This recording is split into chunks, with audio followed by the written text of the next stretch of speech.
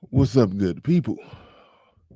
What is up, good people? Yes, the CP time is real today. The CP time is real today. CP time is very real. But I'd like to welcome everybody who'll be filing on in. I see some people just filed on in. I'd like to welcome everybody to the show. Apologize for the CP time. I'm already seeing a slight splash of effery in the chat. He says, Saz, I believe that's Saint in the center, is a clown and just confirms it. And this just confirms it for those who were still on the fence about it. I have no idea what you're talking about. So me personally, I would like for you to clarify in the chat what the hell you're talking about. But anyway, let's get this thing started. Come on in. Make sure you hit the like button on the way in. As you catching it on the upload, the restream, the live show, however you're catching it, hit that like button and let's go. Let's get it.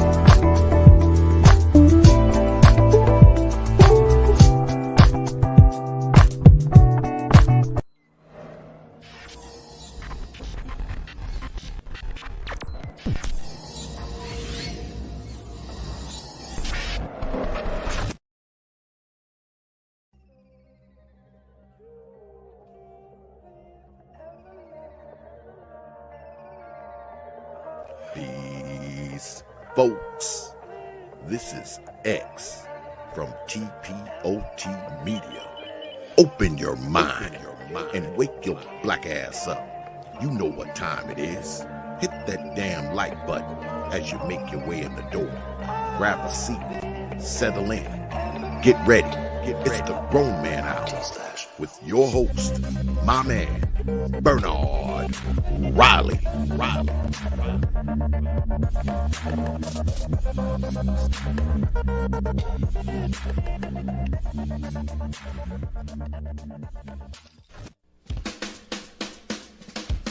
Hey, what's up, everybody? This is Mumia Obsidian Ali. You know who I am. I need no introduction, right? And you're listening to the Grown Man Hour with my man Bernard Riley, heard weekdays right here on YouTube. What do you think about that? How about that? Now let's get back on with the show. Thank you.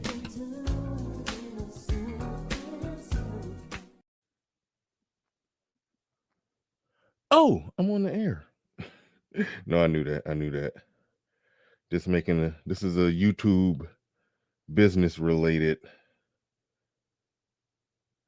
text that I'm sending. The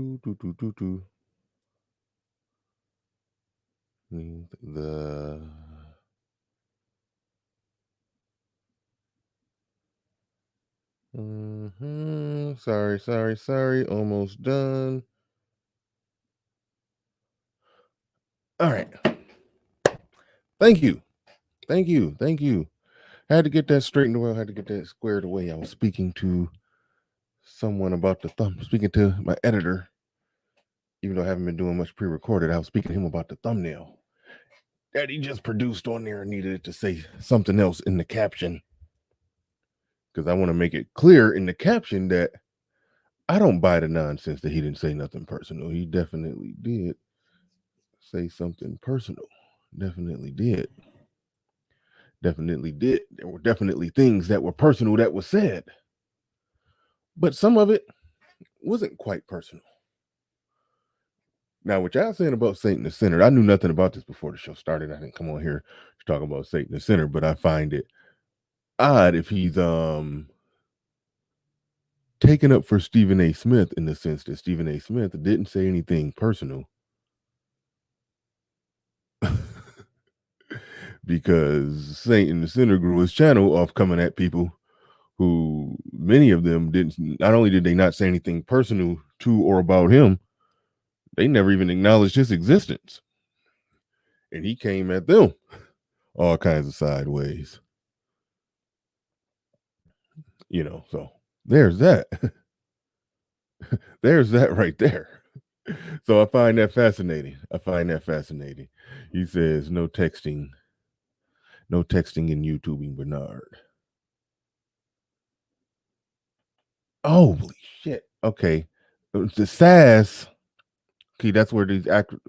SAS is what Saint in the Center. That's what people call Saint in the Center. He even calls this. Okay. I'm glad you corrected that. Because I would have been very disappointed. Well, not disappointed in him. I don't know him. He ain't my guy to be disappointed in him. But I would have been like, that's kind of stupid if he was saying that. I was about to refute somebody that said something they didn't say. But I'm glad you straightened that out. Stephen A. Smith. Sasson. Saint and Sinner. Okay, so they say Sasson, not Sass. But when people abbreviate his name, it looked like that. So I thought that's who he was talking about. Quit using unnecessary abbreviations. It don't take that long to type the word out so people know what the hell you're talking about. It don't take that long. Just type the shit out. Stephen A. Smith. It don't take that long. Got me up here sounding stupid early in the morning. Anyway, I probably would have did that myself anyway, but you dished out an assist. Anyway, shout out to the early bird squad, those that make it in bright and early before we get things started today. Stoic One in the building. Appreciate you coming on through. Definitely appreciate you. The Jay the Conqueror in the building. Shout out to you. The grown man hour is now. At the time that you typed that the grown man hour was not now. It is now though. But it wasn't at the time that you typed that because I was running on some serious CP time. Serious CP time. Dark Knight mentality in the building. Shout out to you.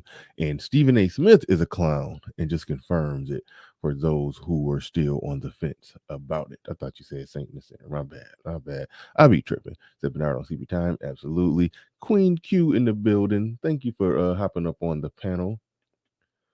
Thank you for hopping up on the panel yesterday.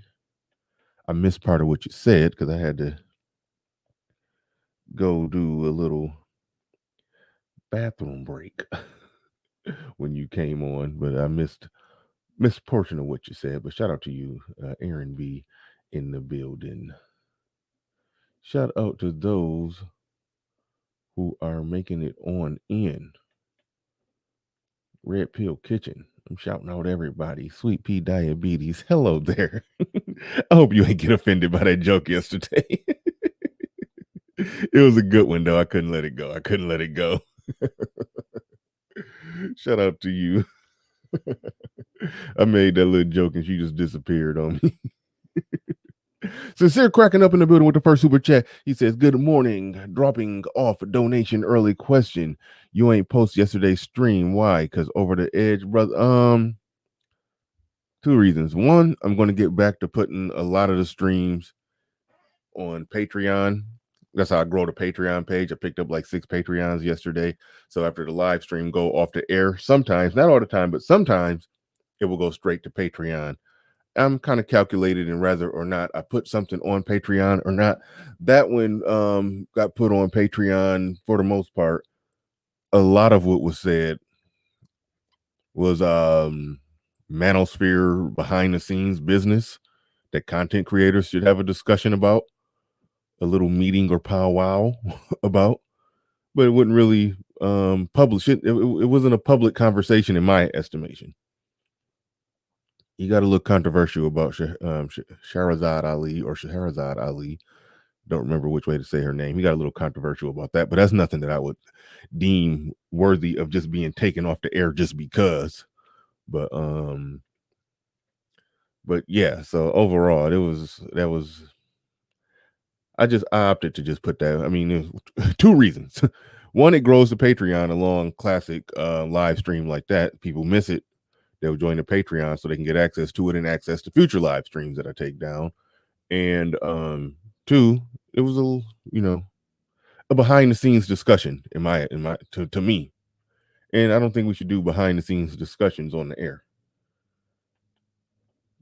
I didn't even know that I didn't even know we were going to be going that route. Or he was going to be talking about that. I didn't know, but Obsidian tends to Obsidian from time to time. But shout out to Obsidian. You can count on Obsidian to Obsidian.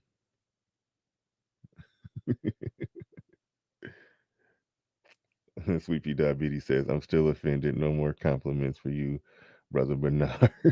I'm going to give my love to Kwame Brown.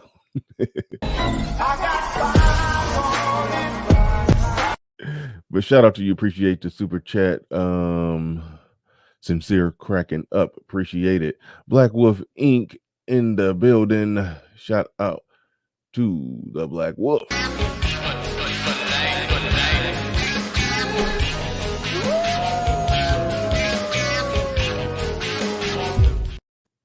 Shout out to Black Wolf. Shout out to Black Wolf.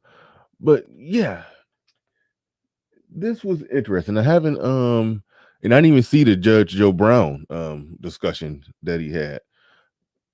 I haven't formally did a show on Kwame Brown yet. I've touched on it, I've talked about it, but I haven't formally did a show on him yet. So this is the first official show. Whoa, that's actually good. I put the right mega mix in that thing. It was good. She was my only one. Goshen, what you talking about? She was all I had. She was the only card carrying. She was the only one who she was the only card carrying groupie. So yeah. Everyone else was subtle and subliminal about it. It's one thing about being subtle and subliminal. It's another thing just throwing the panties on stage. That's a But I'm about to get into the Stephen A. Smith thing. I'm debating whether or not I want to play the clip. I'm really debating on that because that's dangerous. It is dangerous to play an ESPN clip because ESPN is God.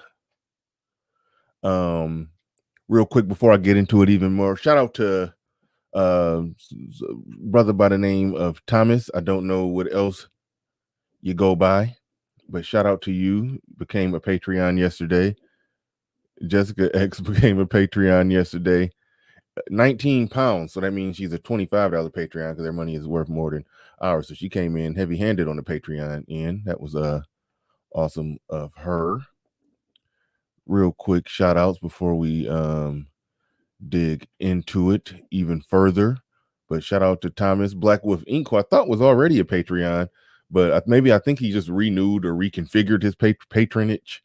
I don't know for sure, but shout out to Black Wolf Inc. came in as a $10 Patreon. Shout out to Ryan became a Patreon yesterday. Efren McKenzie became a Patreon yesterday. And Truth Lord became a Patreon yesterday. That's like 6 Patreons in one day. Actually, one of them came in this morning. Thomas came in this morning. So shout out to all of you. It means a lot. It means a lot. I appreciate each and every one of you who just recently became Patreons. Now let's get into this thing. We got 100 people in here. Like the Bible say, when 2 or more niggas agree or whatever, it's y'all read the Bible, y'all know. But anyway, Stephen A. Smith made the claim that nobody got personal. Nobody got personal with Kwame Brown, even though the very nature of the fact that I just called him Kwame Brown and the man's name is Kwame Brown. Kwame Brown, but I just called him Kwame Brown. And truth be told, everybody is calling him Kwame Brown. That's how Stephen A. Smith used to say his name. Stephen A. Smith made that man's name the butt of a joke. Just saying his name, you're clowning him because he has the world saying this man's name wrong. Even now that people like him, people who like, love, and respect Kwame Brown are still calling him Kwame Brown because Stephen A. Smith clowned him so hard over the years that he made it to where nobody even knows how to say his name right. Even basketball fans who watched him and people who love his platform right now are still calling him Kwame Brown, not Kwame, because Stephen A. Smith used to be like, Kwame Brown. So it's like he clowned him. He made his name an insult. To say the name Kwame Brown was an insult. So it's hard for him to say nothing was personal about it because it went long and beyond fair critique. And Kwame Brown is a professional shit talker. And when you're a professional shit talker, yeah, you're gonna talk some shit. So Kwame Brown, went the extra mile calling him out. I don't know if I agree with everything Kwame Brown is saying. I love what Kwame Brown is doing. I don't know if I agree with everything he's saying about how Stephen A. Smith talk about black athletes versus how he talk about white athletes. Because if you really listen to Stephen A. Smith is big on, like, he used to criticize Tim Tebow, and when Skip Bayless was sitting there caping for Tim Tebow, and Skip Bayless would be like, "Oh, well, Tim Tebow's a great kid. He's this, he's that," and say all these great things about Tim Tebow, and Stephen A. Smith would be like, "He can't throw," which was true. Tim Tebow couldn't throw the football very well. He couldn't. And for a number one pick in the draft, Kwame Brown didn't play basketball very well. For a number one pick in the draft with all that potential. I'm a basketball fan.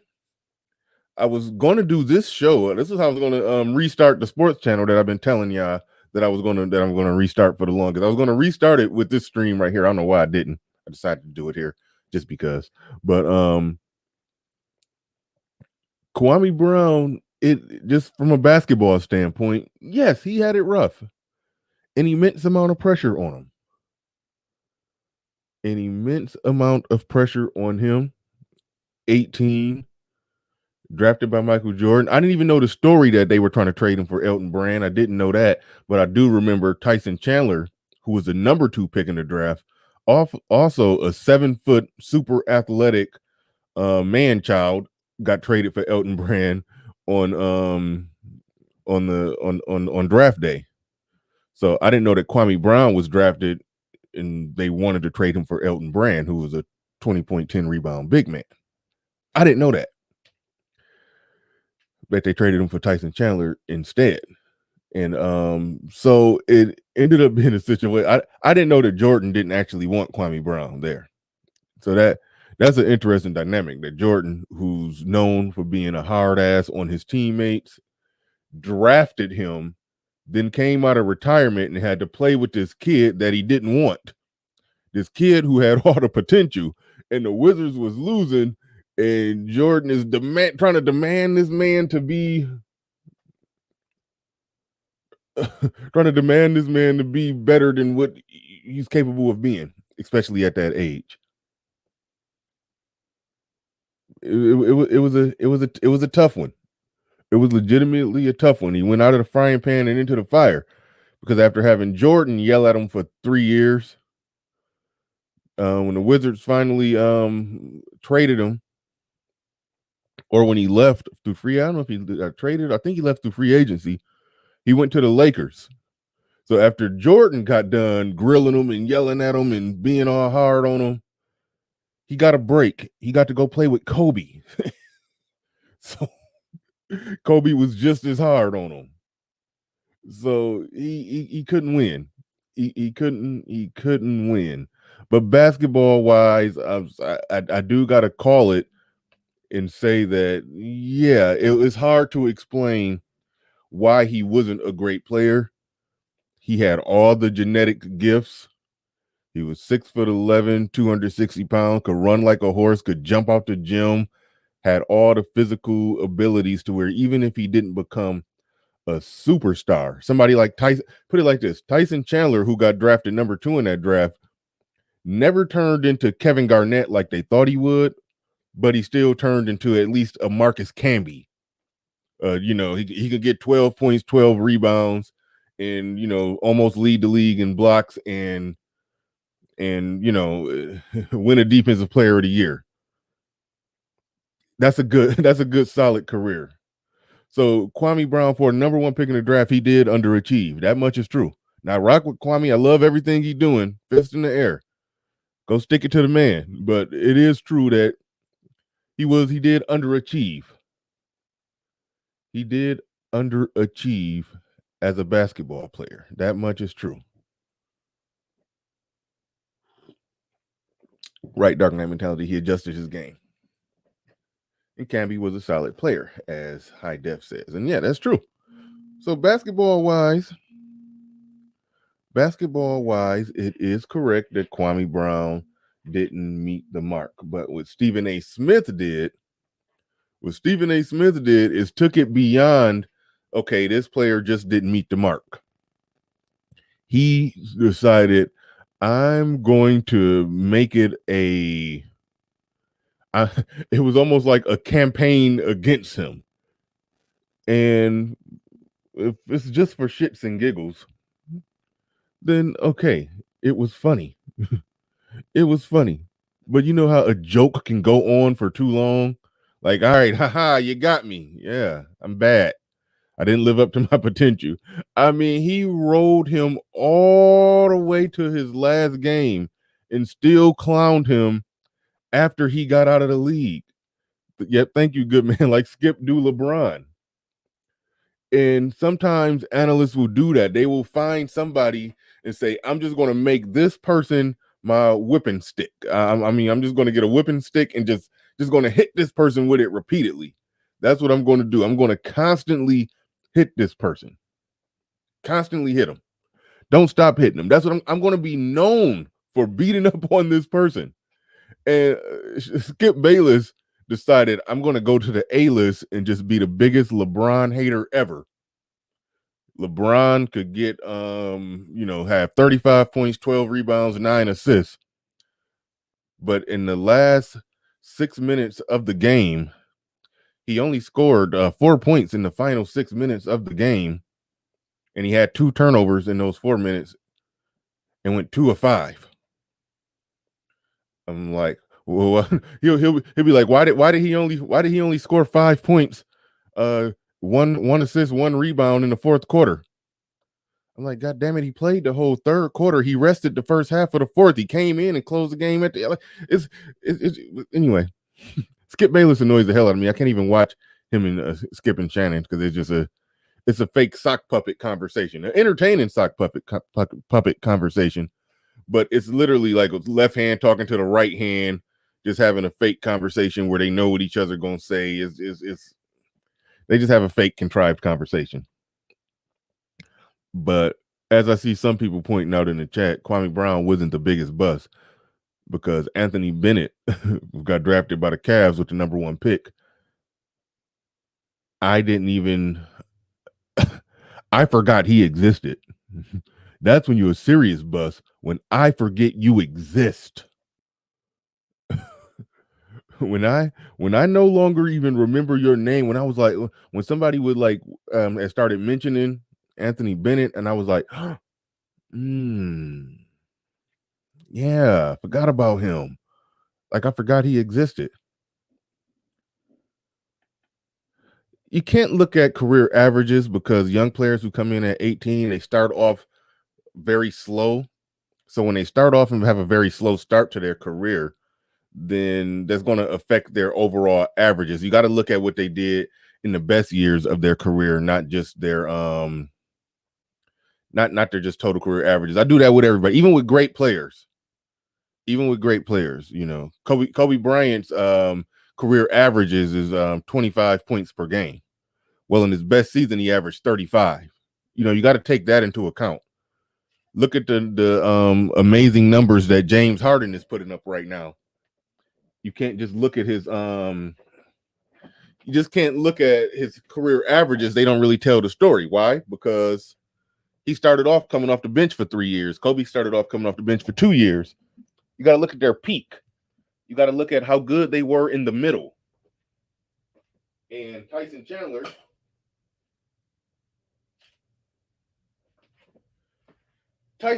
had a really good middle.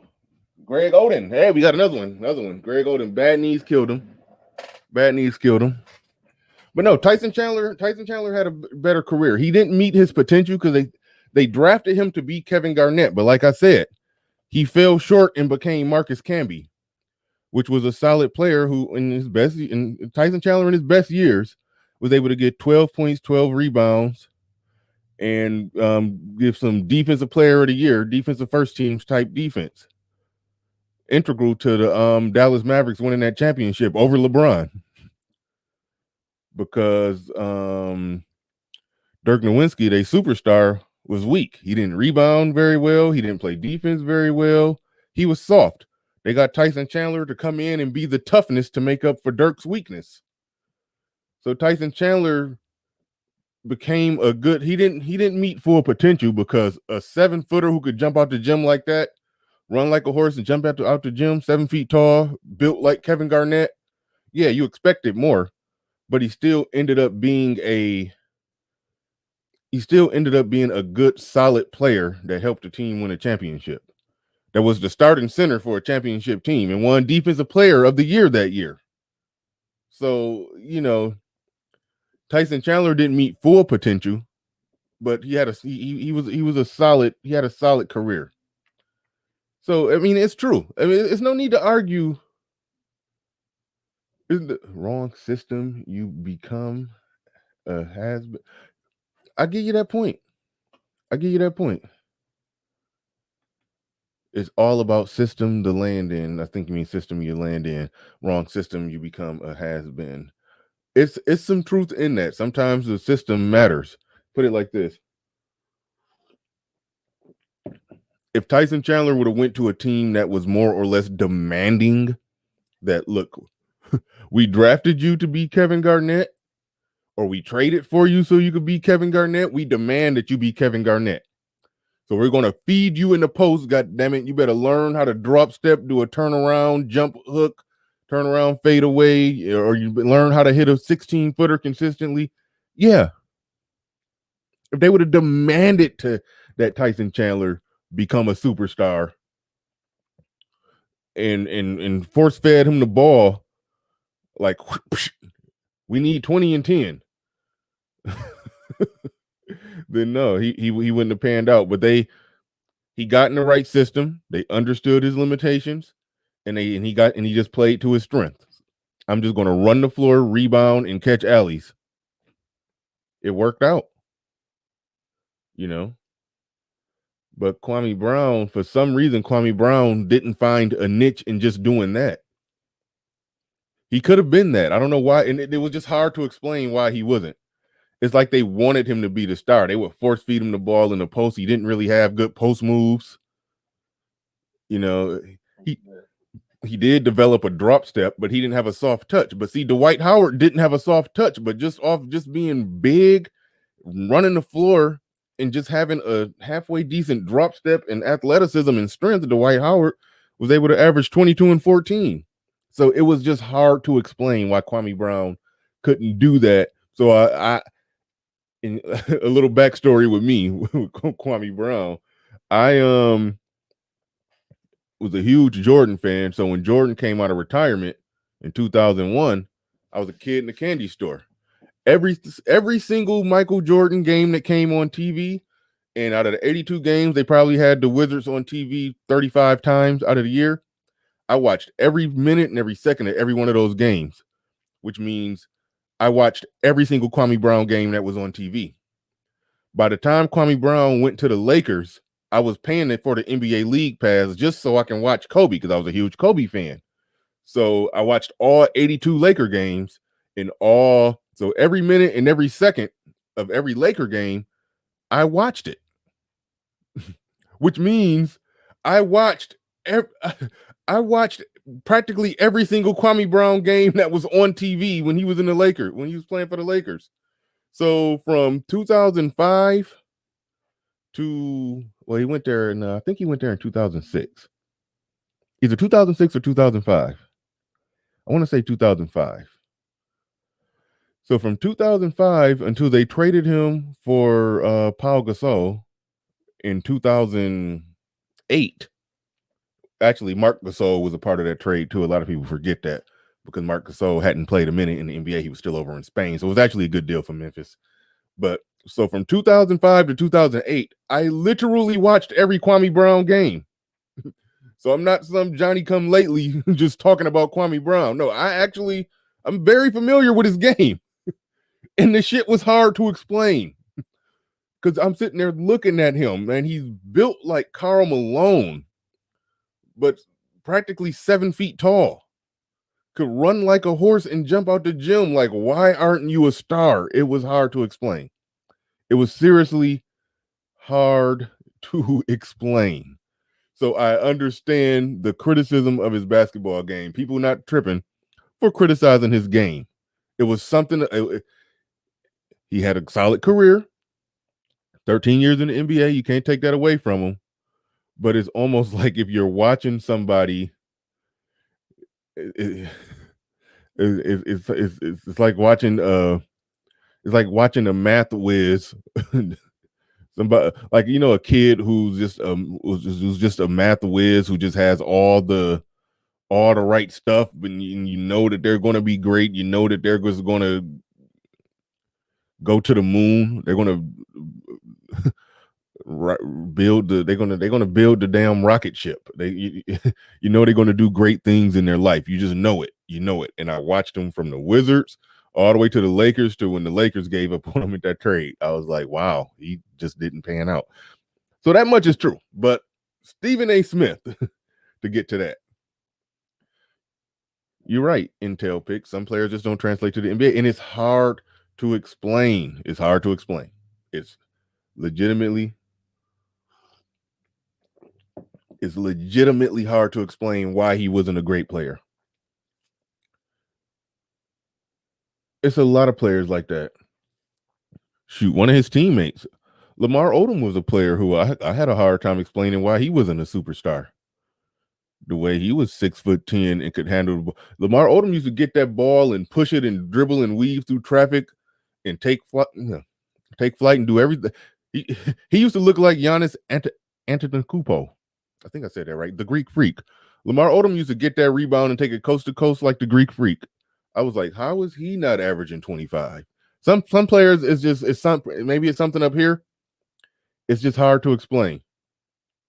It's just hard to explain with some players, but I could not explain why Kwame Brown.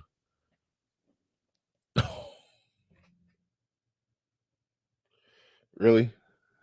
That's what we doing? I saw Jordan. I think you mean Buck break that boy. Yeah, they was rough on him. And Kwame wasn't wrong when he said that they was beating up on him because Jordan was trying to put together this team that was going to, at least bare minimum, get him into the playoffs. And only thing they needed was for Kwame Brown to just be half his potential. But most of the kids coming in at 18, it just wasn't possible. The league wasn't quite as young then. It was more grown men in the league and not as many, 19, 21, 22-year-olds. So, yeah, it was a tough league. It was a tough league. It was no doubt a tough league. No ifs, ands, or buts about that. And so he had a rough go at it. But damn, I have to say Buck broke him. But no, they used to beat up on him. They was rough on him.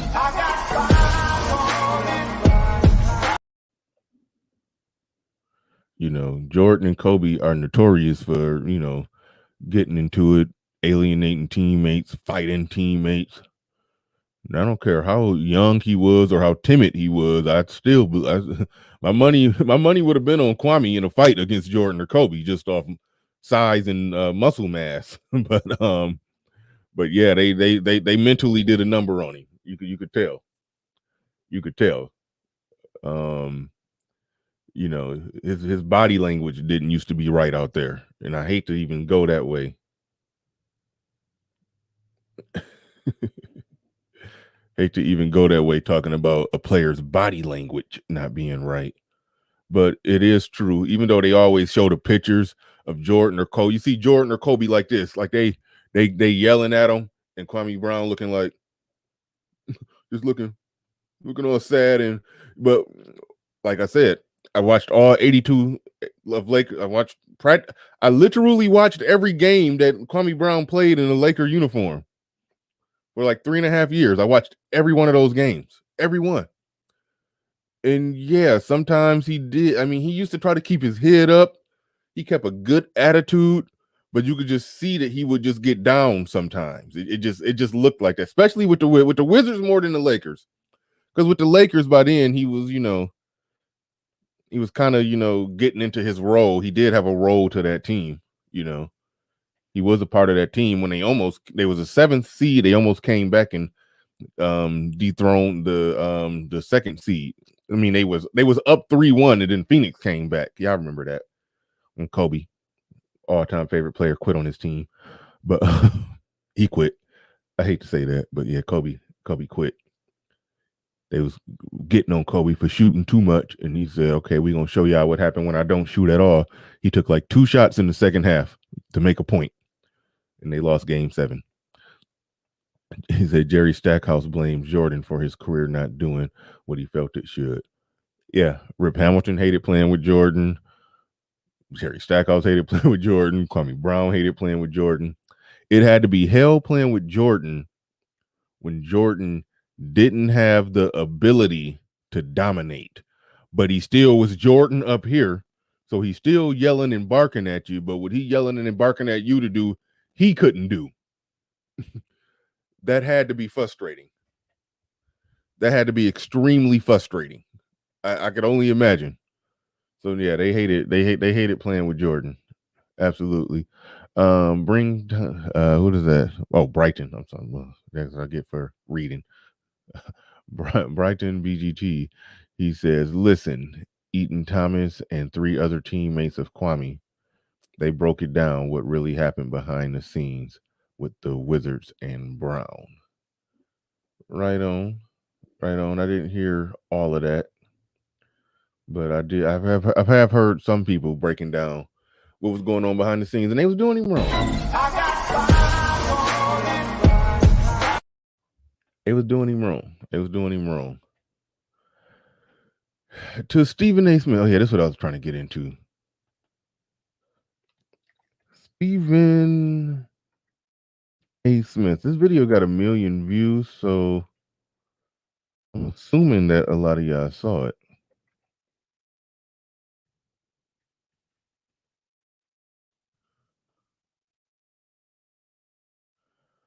I'm assuming a lot of y'all saw it.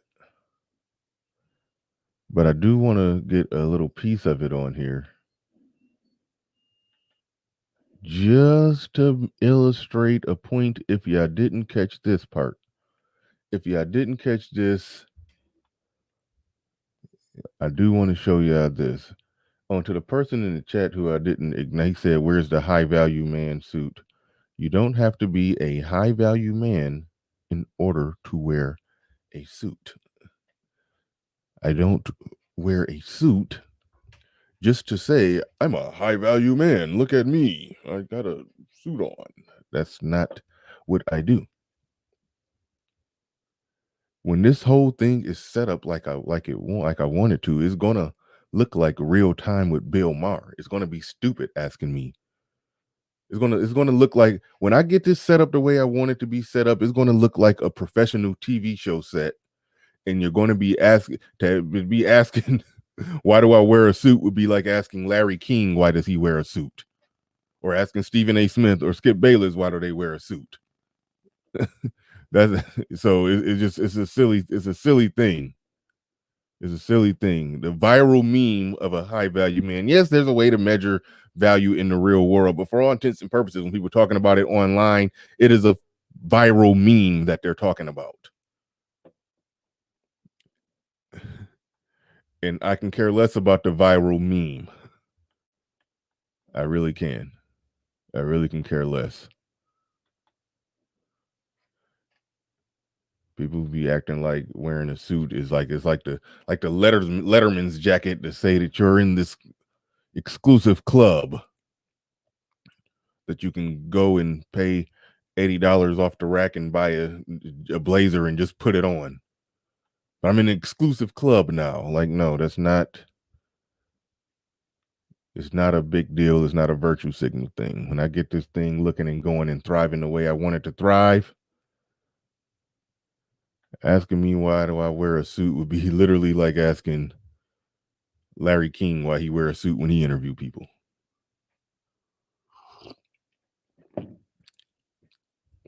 But yeah.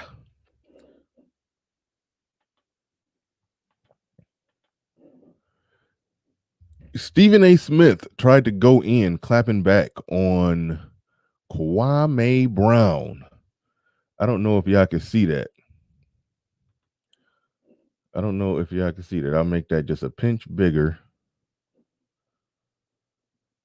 ESPN has never, ever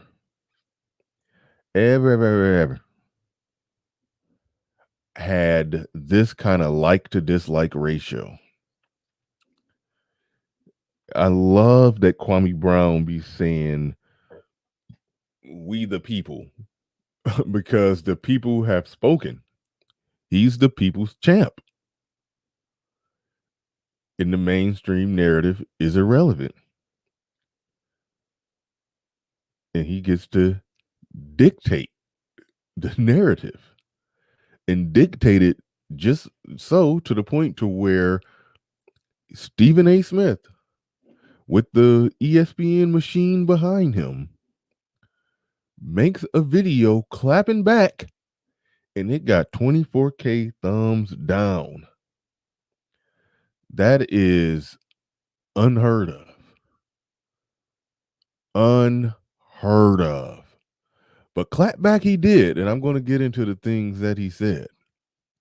And I'm also going to get into Boyce Watkins' little shade he threw. Going to get into all of that. But before I do that, shout out to Red Sings the Blues. Says, see you tonight, 7 p.m. EST. And we're going to be touching on this Kwame Brown phenomenon. Kevin Samuels. Where is that email? So I can let you gentlemen know what we're going to be talking about. We're going to be talking about a number of things. Got a number of things we'll be talking about. History of the manosphere. You may got the wrong guy on that one. I don't know. I'll give you the little bit that I know. The history of the manosphere, how Kevin and Kwame took the wave on manhood. What pros and cons do you see in the space? The young men coming into the space. So we're going to be talking about a number of things. So be there or be square. So shout out to Red Sings Blues.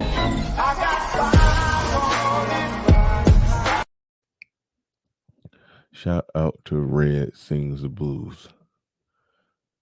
Now, Stephen A. Smith had the audacity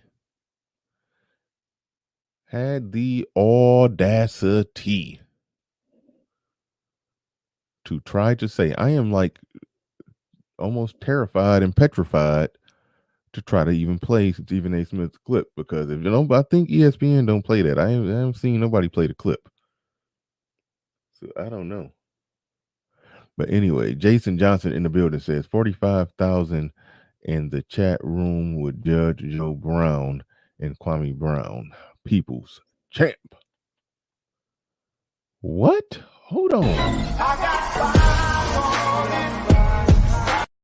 Are you telling me that when Judge Joe Brown was on Kwame Brown's show, it was 45K in the chat?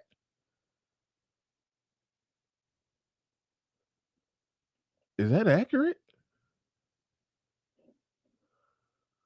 I'm going to lean on the divine infinite wisdom of Complex. He says, don't play it. I'm not going to play it.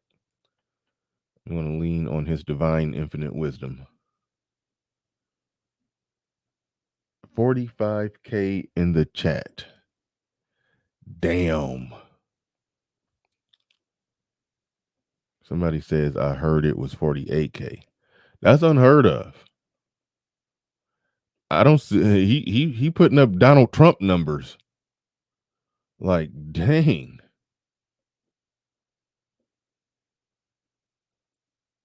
That is wild. That is wild.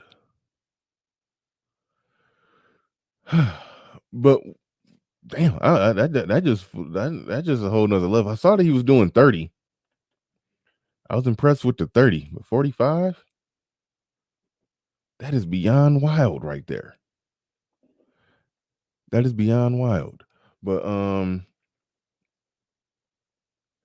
let me get into what he I got 5 thumbs down on this. I got 5 thumbs down. I think I do need to tweak the thumbnail because I think it was a little misleading and confusing. Don't want people to think that I was saying that that nobody said nothing personal. But see, here's the deal. Stephen A. Smith dropped the bomb and tried to say that nobody said nothing personal about him, and he started naming names.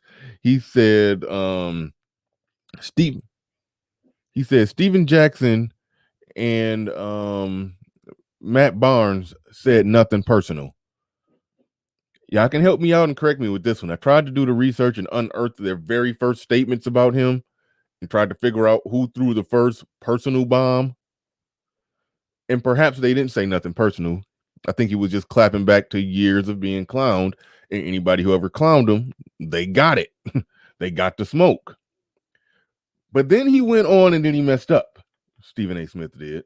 Because even when Stephen A. Smith said that he didn't say nothing personal, but that many years clowning one man to the point to where you've practically made his name be the butt of a joke, to where people who like him and respect him to this day, still don't say the man's name correctly.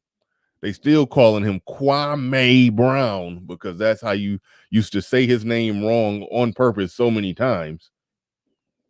So you can be argued that was personal, but he really messed up when he said Charlemagne the God didn't say anything personal.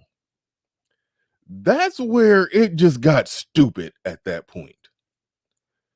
He made a grossly inaccurate statement that Charlemagne the God didn't say anything personal when Charlemagne the God brought his family in it. Like that was just beyond the beyond.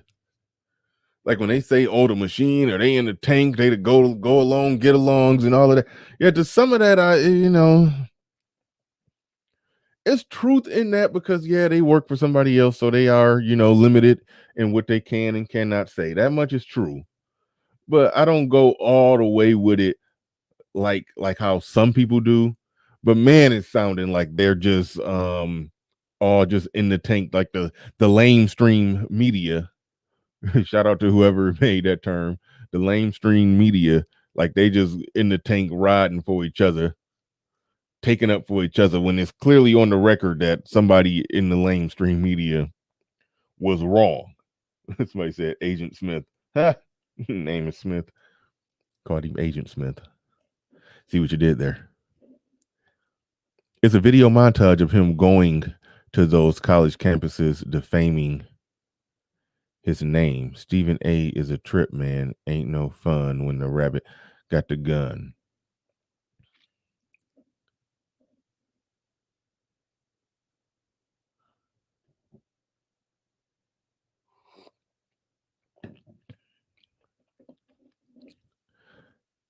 Help me out with that one.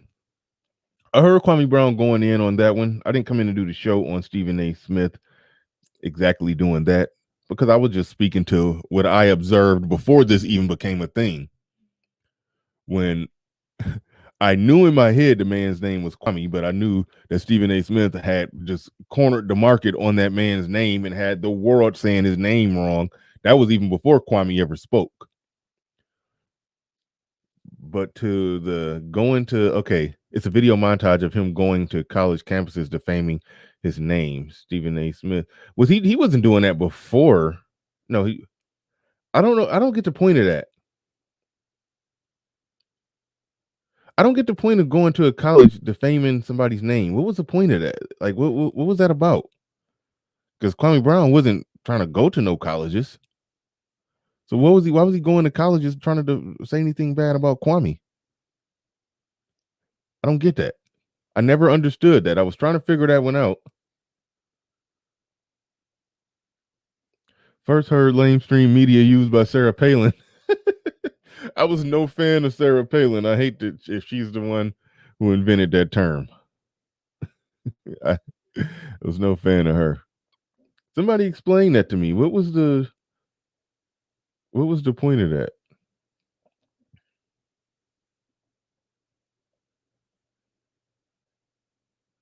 See, and that's what I don't like that right there.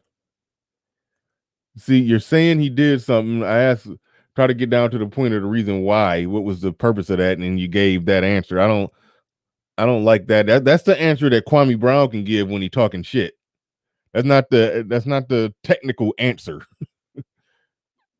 Wait, hold on. Oh, wait, hold on. Wait. Not that response. Hold on. Not that one. You said because his.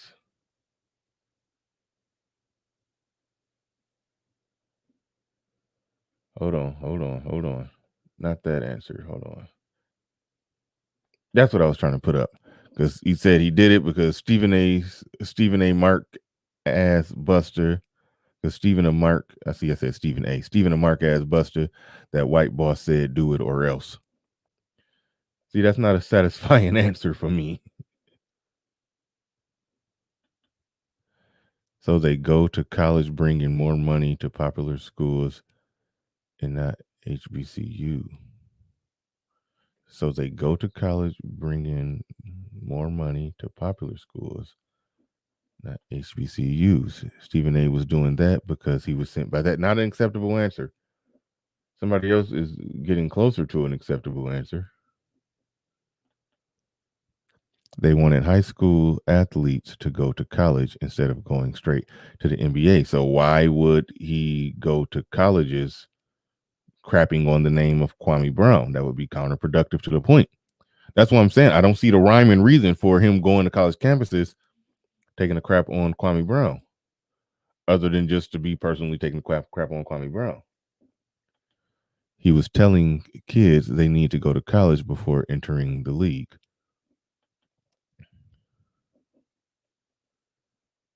But what did I got to do with him crapping on? Or maybe it's a part of the story I'm not understanding. It could be a part of the story I'm not understanding. That's a part of it. It's listen, Kwame Brown live streams be long as hell. And it's hard to get all the information that he talking about, and it is difficult to get all the information of the everybody who ever said anything about him because he just be snapping. That part is difficult. That's why when I said I'm talking about this, I'm talking about it from the perspective of the things that I know. But I knew people in the chat was going to bring up aspects of it that I don't know, and for that, I will not lean on my own understanding, but I will figure out. I will lean on y'all. I will lean on y'all on that one because that part of it didn't make any sense to me. But shout out to Hashim Jahar showing support. Appreciate your support.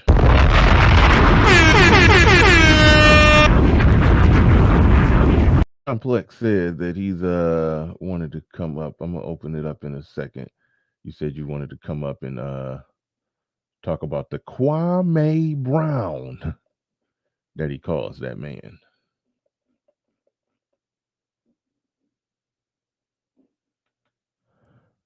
That's Kwame question. Why was Stephen A going to colleges? He asked Stephen A to answer that, but his message was negative, and he used Kwame as an example.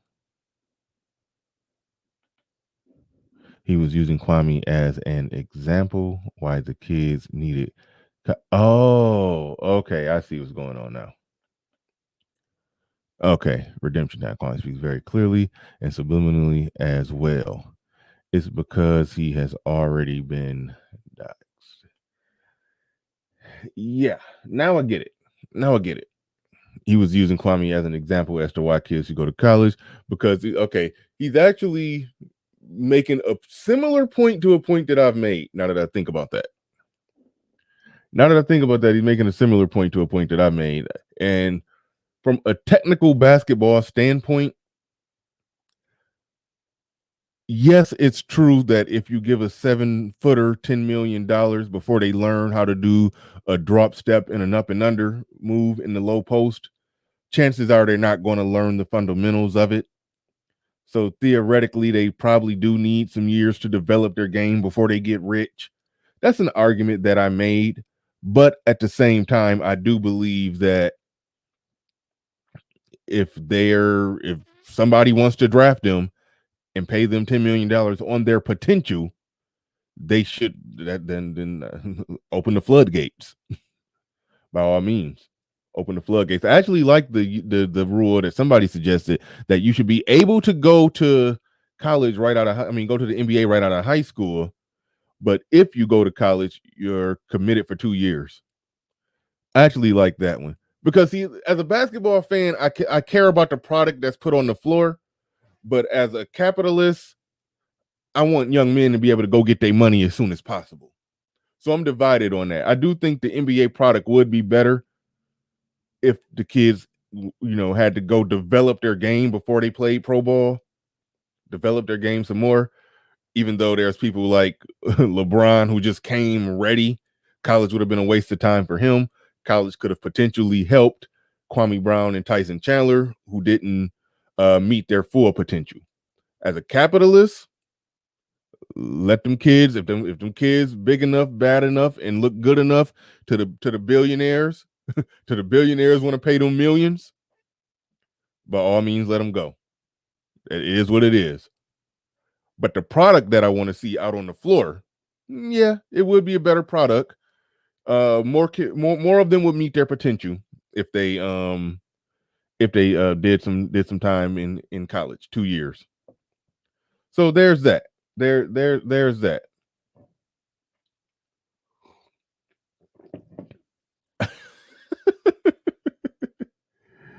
Get the hell out of here. Stephen A. Smith,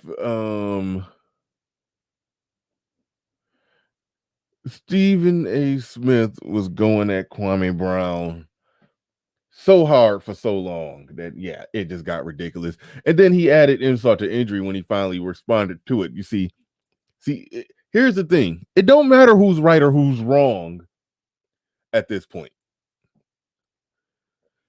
It matters who has the gun. It matters who has the ear of the people. It matters who could set the narrative. It matters who has the biggest platform.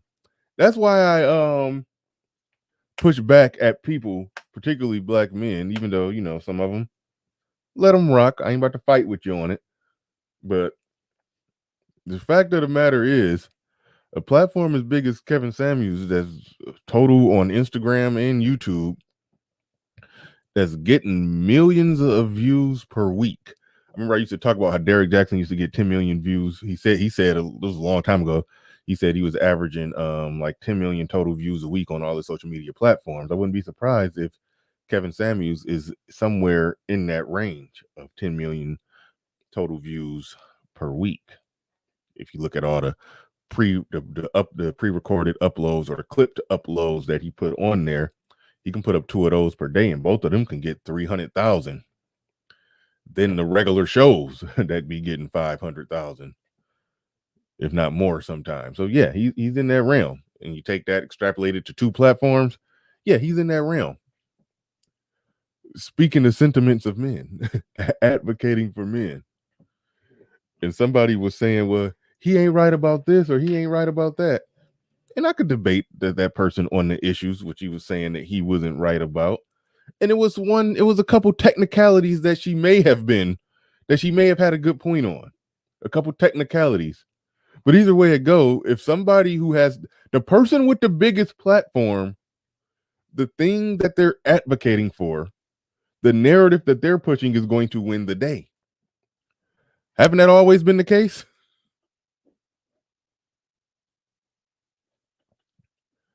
Haven't that always been the case? So right now, if Kwame Brown, even if we accept Stephen A's premise that other people was just very critical of his basketball game, at the end of the day, it don't matter.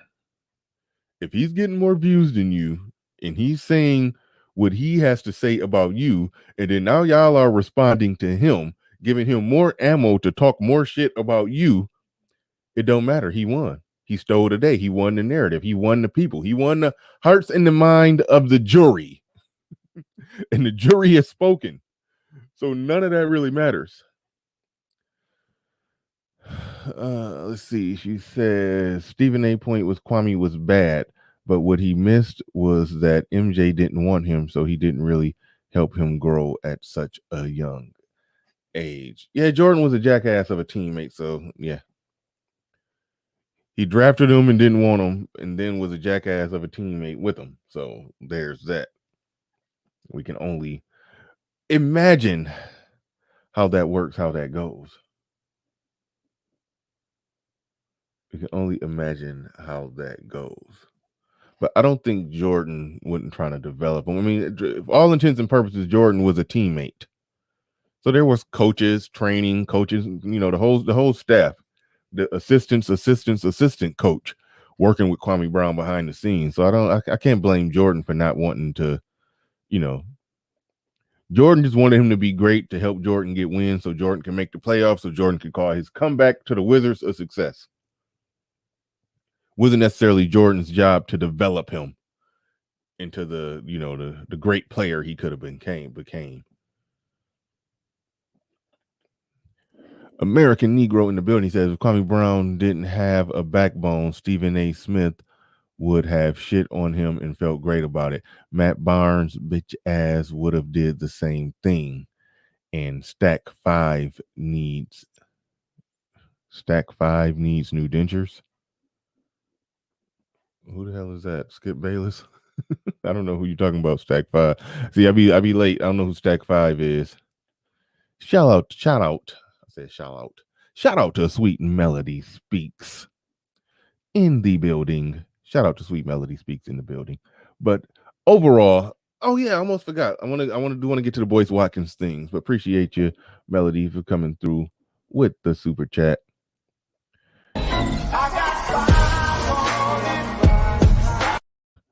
Scrolling across the bottom here momentarily in a holy shit, I'm missing some. Oh, there they go.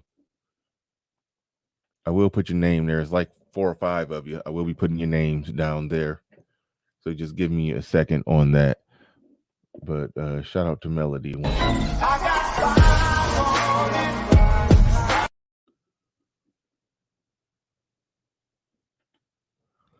Based on what I was reading, Jordan was building a team around him and wanted to trade for a player that could help him win in his twilight time.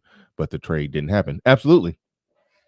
That was the reason why he traded Rip Hamilton, who technically had had a better career than Stackhouse. He traded Richard Hamilton for Jerry Stackhouse because Jerry Stackhouse was a veteran in his prime and Rip Hamilton was, a young kid on the way up. He didn't want to play with young kids. He wanted to play with vets who could play. So his goal, get rid of Rip Hamilton, get Jerry Stackhouse, who was a 28-year-old veteran in his prime, trade Kwame Brown, a young kid with potential, for Elton Brand, who was young but didn't have much potential, but was maxed out, averaging 20 points and 10 rebounds. So he wanted a 20-point, 10 rebound power forward in Elton Brand, and he wanted Jerry Stackhouse to be the swing man. And that's why Jerry was pissed, as Complex is saying. The one last thing I want to say before I bring my main man complex up here is that damn Boyce Watkins. Boyce Watkins did the same thing to Kwame Brown that Tanya TKO did to Kevin Samuels. And let me explain that one real quick. When Kevin Samuels first started blowing up with the average at best thing, this was a while ago at this point.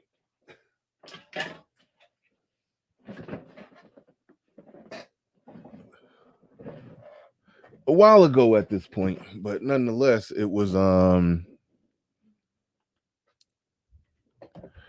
it happened. And Joyce Watkins, get out of there. But check it out. When the average at best things happened, Tanya TKO did a very passive aggressive talking to her audience. And there are a lot of these YouTube channels where they speak harshly to women. If you hear anything on one of these channels that you find offensive, you can flag these channels for bullying. Wink, wink.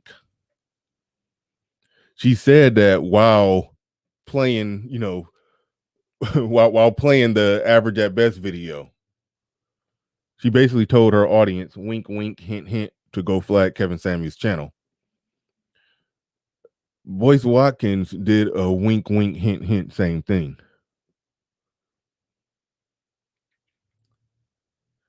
He literally, he basically did the whole little, Kwame Brown. He's saying all of this stuff. He should better be careful. He's saying the N-word. They could flag his channel. His channel can get flagged or struck or taken down for saying the N-word. If you're saying that, you're trying to drop it in the mind of people who may have a problem with what he's saying, that you can get his channel taken down. You can get it flagged by saying that. That was some bull. That was the only reason I put him in the thumbnail. Yeah, RDAB. It would definitely qualify as dry snitching, soft shoe snitching, or soft shoe dirty macking. It categorically fits all of that. It categorically fits all of that to even be saying that. You're telling your audience low-key sideways what to do. There's people that have said, see, I'm not even gonna give it an example because I don't even want it to sound like I'm saying that, because I'm not in the business of trying to bring nobody's channel down. I don't do that. We don't do that here. So no, like that part right there, that is absolute and utter BS. So the overall conclusion, Stephen A coming after Kwame Brown, yes, it was a harsh critique of his game, but it teetered to the point of being personal because he made a career out of it. It's almost like you can't say that Skip Bayless, what he's doing, what he's doing with LeBron is beyond just a fair critique of the game. He's trying to use it to build a career on it. And so it could be argued, and looking at, well, I'm gonna pump the brakes on that one, Steve, because it's a slippery slope. It's a slippery slope on whether or not doing that so much can it get to the point of being personal. Putting that big of a spotlight on the flaws of that man and got everybody in the world saying his name incorrectly. Kwame Brown got every right to come at you as harsh as he wants to. He does. But he really went crazy. He said Boyce Watkins didn't make it personal. If you sideways telling people to flag the channel, you made it personal. He's saying Charlemagne the God didn't make it personal. Well, if you're talking about an individual's family's criminal history, you made it personal. So for Stephen A to do that, it's just a flat out lie. just a flat out lie.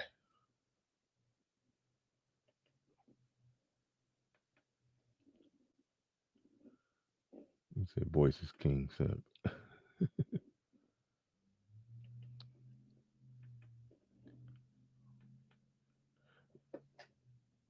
The link is in the chat. I don't know how long I'm gonna be on here today.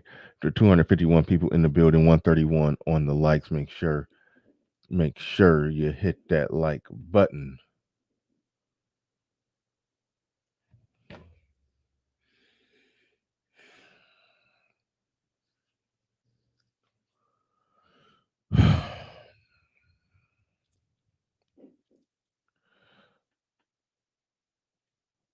Oh my goodness. What? Irene Yvette's bra? Yeah, that's my first question. What are your thoughts on that YouTube name? What's your thoughts? You got How the hell did her bra create a YouTube account? well, there are And how does it individuals. have the money to super chat you? And why this? I assume this is the first time Irene Yvette's bra has super chatted you, right? Yes. Okay. Apparently Irene Yvette's bra is very interested in this Kwame Brown, Stephen A. Smith topic. Yeah. Okay. Thank you, Irene Yvette's bra. Yeah, thanks. Yeah. All right. So anyway, Okay. I don't know what to do with that information. As somebody's a certain individual's dirty T-shirt super chatted me yesterday too. Yeah, what's going on with clothing articles with the ability to super chat? I don't know. I don't know. Anyway, Yeah. you Okay. had said something in the chat about the Kwame Brown. Oh, you want to know where Kwame comes from, dude? There's okay, for you guys that are like old like me. There was a rap song by a rapper named Kwame. Mm-hmm. And it was kind of popular, dude. It was like back in like 88 or 89. And go look up the song is called The Man We All Know and Love. And at the beginning, it's so basically he says his name Kwame in the song, and it's the way he says it. Stephen A. Smith says it the same way, dude. It's kind of like, when you kind of pull, when people make a movie reference, and you're like, I see what you did there, right? Mm-hmm. So for those who were kind of like into like the hip hop thing back in like the late 80s and stuff, yeah, it's a reference to that song. I had no idea. Yeah, that's it. I had no idea. He literally he made everybody still is calling this man Kwame. Kwame, yeah. Yeah, he But just, if you listen to the song, you'll understand why. okay, what's the song? What is the song about? It's actually, I don't want to say it's a corny song. I mean, I think this is what adds another layer of insult to injury, because Kwame was kind of like one of those soft rappers. He had like a little blonde streak in his Gumby haircut and shit. And like his album was called The Boy Genius. So he used to wear like suits, and he had like the dancers in the back with the suits. And he was kind of like, I guess you would say, what this space would call a lame. Uh-huh. So there's like that other layer to it. Because if you actually then go see him, you're like, oh God. Mm-hmm. But he actually ended up being a real successful dude in music, though, man. So. Oh, okay. Yeah. Overall, but that's where Stephen A. got the name from. Uh-huh. Overall, though, what's your thoughts on what we got going? What we're talking about here today? I mean, this day of reckoning was coming, dude, for like these analysts, these sports analysts and shit. It was coming, man. I mean, there's so many dudes whose careers, like low key, have kind of been impacted by just like what analysts like will over embellish in the media. Mm-hmm. I mean, like when you really think about it, because I caught a clip. I don't know if you caught this one. This is when Jalen Rose and Stephen A. Smith had a back and forth, right? And Jalen was kind of like getting at Stephen A. Like, dude, look, I've been in the league, bro. Like, he's not a bad player, right? Like, he was kind of making the case, like, dude, you don't play as long in the league and be a bad player, right? Like, you're like a service player, dude. Like, you're somebody who can get in, do what we need you to do. I mean, if I recognize, dude, okay, you're not going to be the next Kevin Garnett. Okay, there's going to be certain situations where I need a big in there, and I need a stopper. I need somebody to just block out the box. And that's what Kwame ended up doing, and he was able to do that good, right? He didn't put up hella points or nothing, dude. So it was like, okay, a lot of coaching staffs later in his career, they got him as a big, But I think the other thing too, got to think about it. Around the time when Kwame was really kind of just floating through the league, the league started transitioning over into that fast-paced stretch four type play. Yeah. You know what I'm saying? And I think he got caught in that transitional game, or the transition from the old style of game where you was really playing like half court sets. You know what I mean? You walk the ball up court, where everything now is pacing and pushing. Right. Yeah. Well, see, this is the crazy part. He was drafted to be a power forward. He was playing power forward his first 5 or 6 years in the league. He really, honestly, he didn't start. When Andrew Bynum started developing, probably around 2007. It was a brief moment where like they moved. That's not like, because that's listen to how goofy that lineup sound. Andrew Bynum at center, Kwame Brown at power forward. That don't even sound right nowadays. Nope. Because they don't do that. If you're at power forward, you got to be able to shoot and dribble and do all kind of stuff. So yeah, he was kind of out of place. He was out of place. He would have been better at center. Eventually, they figured out, like you said, he's a center. And he's just a serviceable big man who could come out there, put a body on somebody, rebound a little bit. He was an underperformer when it came to the rebounds. He could have averaged more rebounds. He for some reason he didn't block a lot of shots, but he could have. He only averaged more than one block only once in his career. I'm looking at his numbers right now. Like he could have. And that was for the Lakers in 2006-2007 season. Where and then let's consider also. So they started actually officiating the games differently, right? Traditionally, a big used to be able to like get real physical with you and shit. Okay, now, dude, like you can't touch a person if you got the ball. Like you can't really get up on them or anything like that. So it's all this. Watch the game nowadays, man. It's just pacing, dude. It's just pacing and running.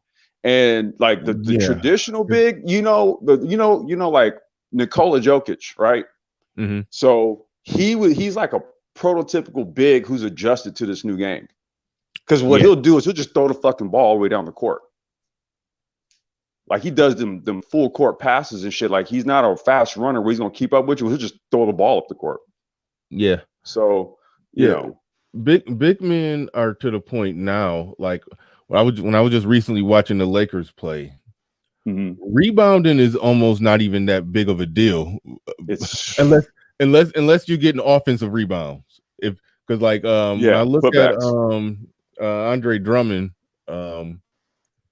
he'll get offensive rebounds and get the putback. But if you notice, when the shot goes up, the analytics did this because they figured out if you have the whole team crash the offensive glass, you'll get more second chance points, but you're going to give up more points on the fast break. Yep.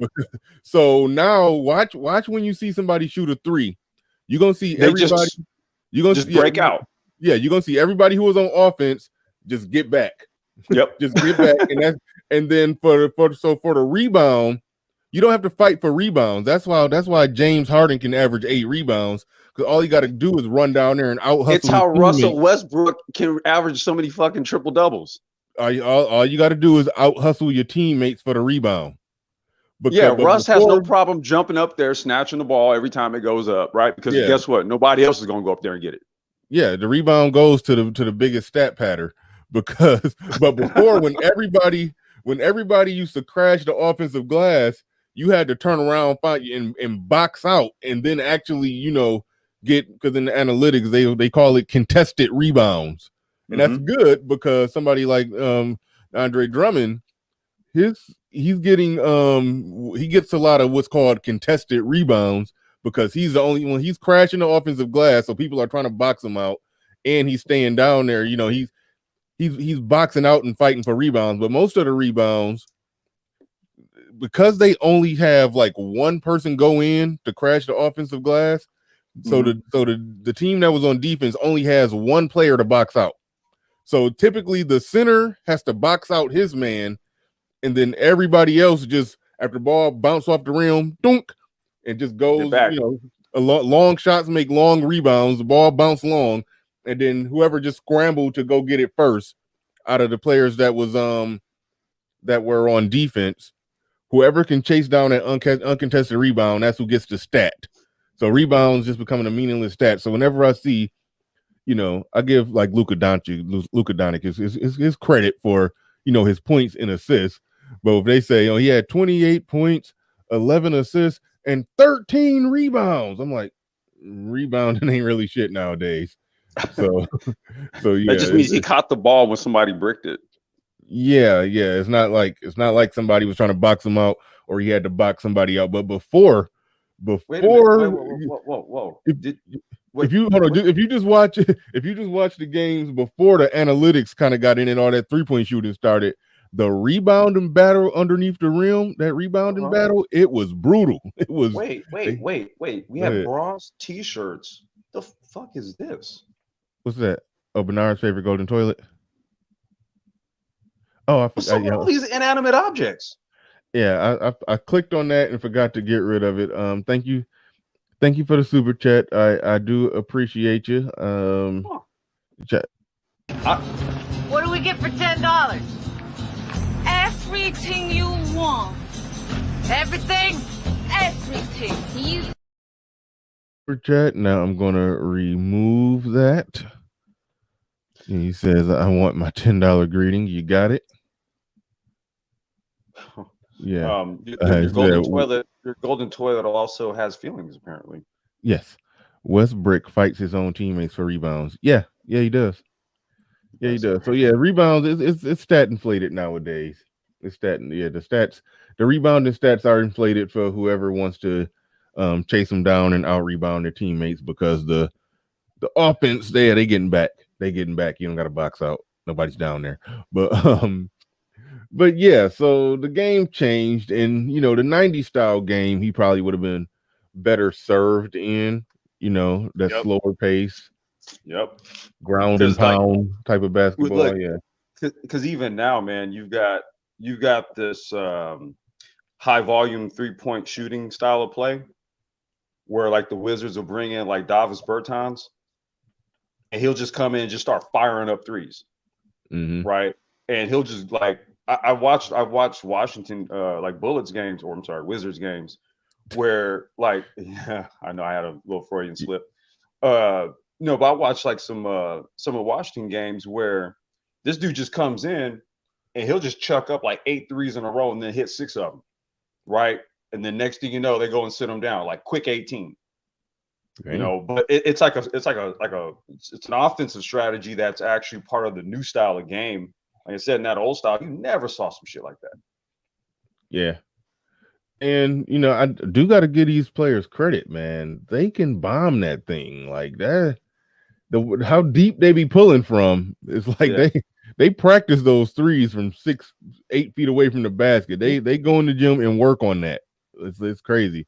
So I do give them credit. Go ahead. It was I want to say that style of play kind of goes back maybe to I remember Paul Westphal and George Karl used to run a lot when they were with Seattle. I used to be a Sonics fan back when I was a kid too. I loved like that whole Peyton Kemp era because they used to just run, dude. Like they used to just run. And then D'Antoni, with that Phoenix run that he did with Nash and all them. Nash used to just yank threes, dude, way behind the line. Like just run and just pull up. You know what I mean? And like, Mahmoud Abdul-Rauf. Chris Jackson. Like he's Steph Curry before Steph Curry. Watch old clips of him, dude. He used to do the same shit, just run up, pop, pull that shit. Yeah. No, if he would have played, he's one of the players who, if he played in his era, he would have translated real fast. Oh he man, would have. He was before his time, dude. Yeah, he was, because if you go and look at the stats, you'll be shocked. Yep. If you find one of those players, even the bombers, if the ones who was really bombing it, I guarantee they didn't take more than 3 or 4 threes a game. Nope. So, if you go look at the all-time career 3-point percentage, number 1 is Steve Kerr. After that is Hubert Davis. They all average like 2 3-point attempts per game. Oddly enough, I always jokingly say that Steph Curry is not the best 3-point shooter in his family. It's Seth Curry has a higher career 3-point percentage than Steph Curry. He don't take as many though, so taking less, it helps your percentage go up, because if you're taking less threes, that means you're taking them when you're open. Steph Curry got the ball in his hand a lot, so he's taking them with the shot clock running down. But I'm about to look up right now the 3-point percentages. But that's part of the That's part of the strategy, right? High volume 3-point shooting. Like you throw Steph and Clay out there. Dude, there's been games where him and Clay done went nuts. Yep. Both of them just ate the other squad up, dude. It was like 3, 3, 3, 3. And it was like, before you know it, they just ran up a 10-point, 12-point, 15-point lead. Mm-hmm. Yep, all day. I'm trying to pull it up right now. 3-point. Wow, why can't I find the percent? Okay, here we go. 3-point field goal. Okay. It is time for some more coffee. I'm botching it. Okay, now I'm almost in the building. 3-point field goal percentage career. There we go. Now I found it. It is, yep. Holy shit, Seth Curry is number 2. Damn. Ooh. What's the what are they using as, like, okay, is it like how many attempts minimum? Percentage. Yeah, but I mean, there's a minimum. Okay, hold on. There's a minimum. There's a minimum required. It's not a minimum per game. It's a minimum attempts. It's a minimum per career. Minimum attempts per career. I think you would have to have attempted, I don't know, maybe 500. Hold on, rate statistics requirements. Wait, no, that's not it. Yeah, I can't find what. I mean, this website, they take the time to get it right. They don't just, like, you can't just say you can't have a short career, take 5 threes and make hit 4 of them.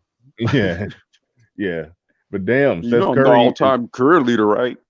Yeah, Seth Curry is Steve Kerr, Seth Curry, Hubert Davis, Joe Harris, who playing right now for the damn for the Nets.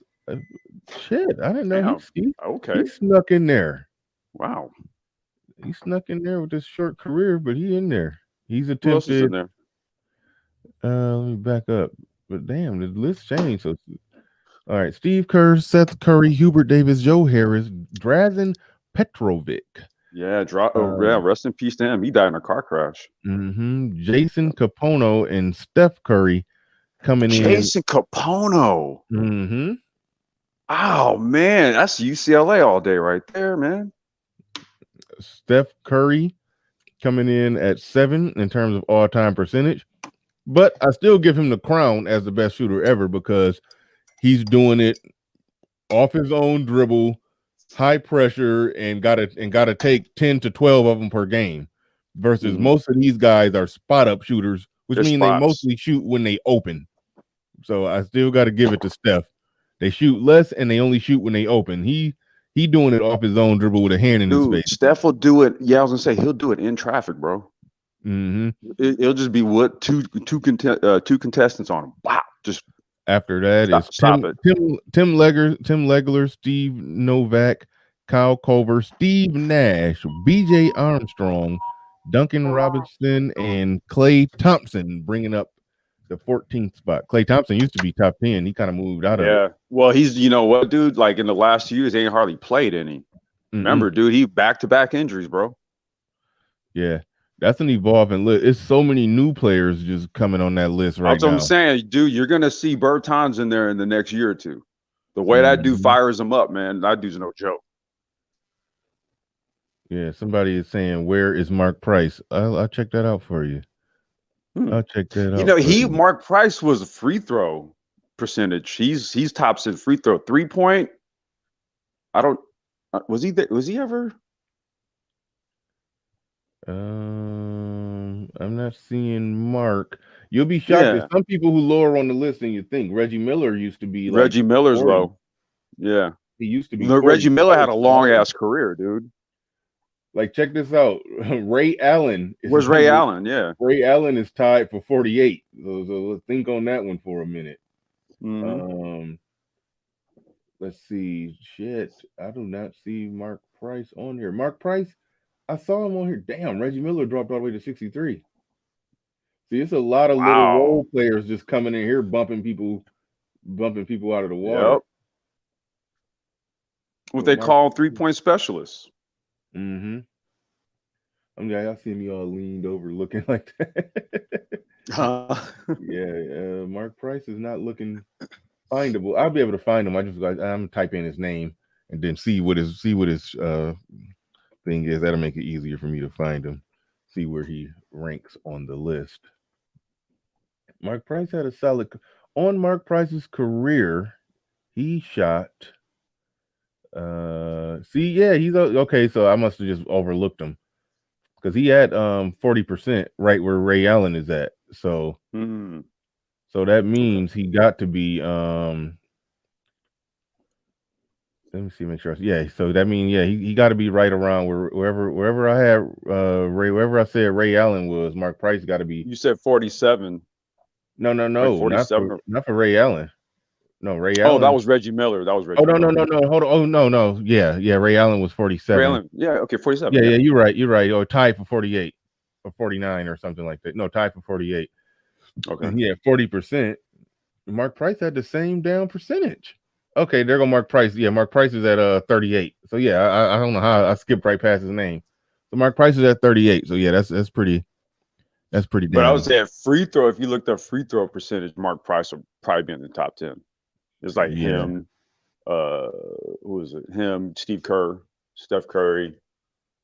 Oh man, I'm trying to remember who else shot in the 90s. Free throw. I don't know. I bet it's more modern day Steve players Nash. killing Yeah, I that. was gonna say, yeah. But his free throw, oh no, he up there 90. He had 90% on That's his what I told you. Mark Price was one of the best free throw shooters in NBA history.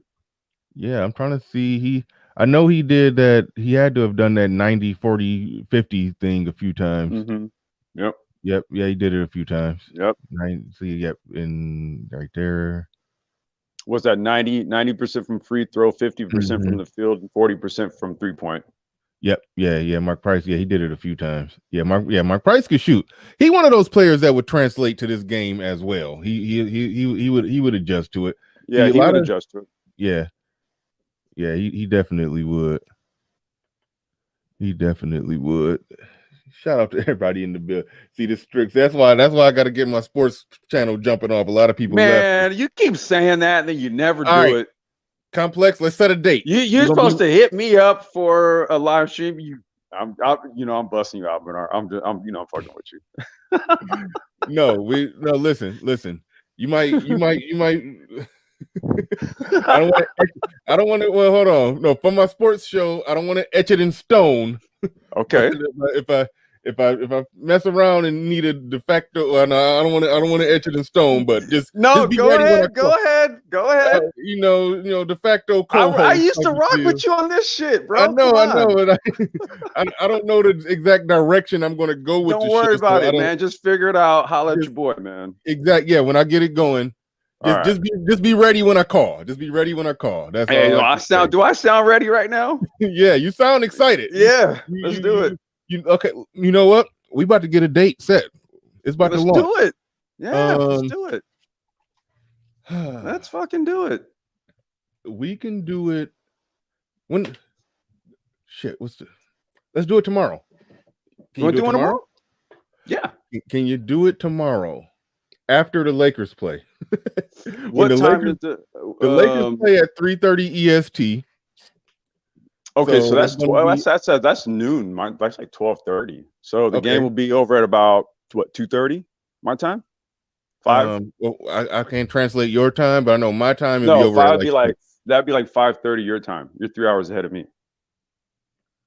So Okay. like you'd have to you're talking about maybe like after like 6 p.m. or something your Yeah, time. I'm 6:30 p.m. I'm gonna get it set up. 6:30 p.m. That's 3:30 my time. Okay, Hmm I'll block it out. I'm gonna promote it in my community tab. That way, Yes. hopefully, I can get all the people that like basketball. Shit, hold on, camera messing up. All the people who like basketball to come on over, and then hopefully pick up some new people and start growing it from there. But that's when it's gonna start. And segue from basketball. Please tell me this is a joke. Uh-oh, what? Please tell me that's a joke. He says, breaking news.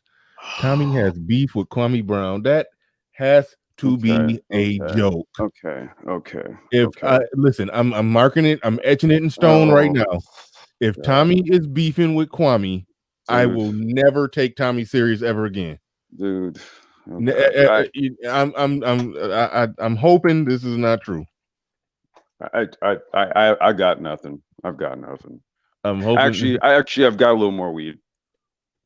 Weed. how Kwame Brown dissed Tommy Sotomayor, the man who gave him a second career. Holy shit. I hope that's a clickbaity title. What is it? Say it again. I'm not going to share Tommy's shit, but I will No, don't share share. with. What did you? No, what did you say? What is it? Well, say it. Just say it. Don't share it. Well, no, I'm not going to share the video. I'm just going to share what's on the screen. Not the. Oh, It's. oh shit. I didn't click Okay. on the video. Okay. All right. I got the screen up. I haven't even clicked on it to see if it's just clickbait. Okay. But What there, does I it say? probably could read it right there. It's on What Tommy does it? Sotomayor's channel. That's his logo. I That's time. can't see it. I can't see it. What does it say? Okay, I'm trying to get one more bigger, but I'll just read it. But Yeah, just read it. What does it say? it says how Kwame Brown dissed Tommy Sotomayor, the man who gave him a second career. The man who gave. Oh God. Okay. Alrighty. There you go. I hope he just clickbaiting us. I really do. Well, I mean, if it's clickbait, then I'm pretty sure there's also something in lines of okay. From how I read that, it's pretty much any person who comes on YouTube and talks about anything, I guess, relevant to black men.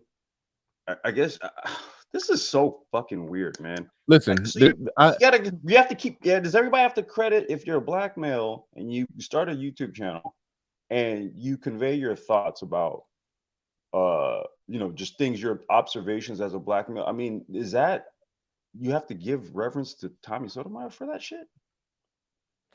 I don't know, but this is what I do. Well, this is what I figured out. I predicted this. If this is true, let's put a big if on it. Okay. Let's put a big if on it. But if this is true, Mhm. I predicted it. I didn't predict it out loud, so I can't take credit for it. I can't pull no clip and say I told y'all or nothing like that. Mhm. However, I But do know that when Tommy Sotomayor talked to Kwame Brown, Tommy was talking about Kevin Samuels to Kwame Brown. Kwame Brown shouted out Kevin Samuels and Tommy Sotomayor. You yeah, see, he yeah. shouted out both of them. As you know, a black man who's making it in this industry, this Mhm. whole YouTube thing, he should shout out both of them. He should have some, level of measure of respect for both of them. Mhm. Now, with Tommy Sotomayor, I heard Tommy Sotomayor saying when he was talking to Kwame Brown, he was trying to say little. I want to make sure I get it right. Okay. It Okay. sounded like Tommy Sotomayor was saying little sideways shit about Kevin Samuels to Kwame Brown, and was like he was talking to Kwame Brown about what a lot of Kevin Samuels defense force people be doing and saying and this or that.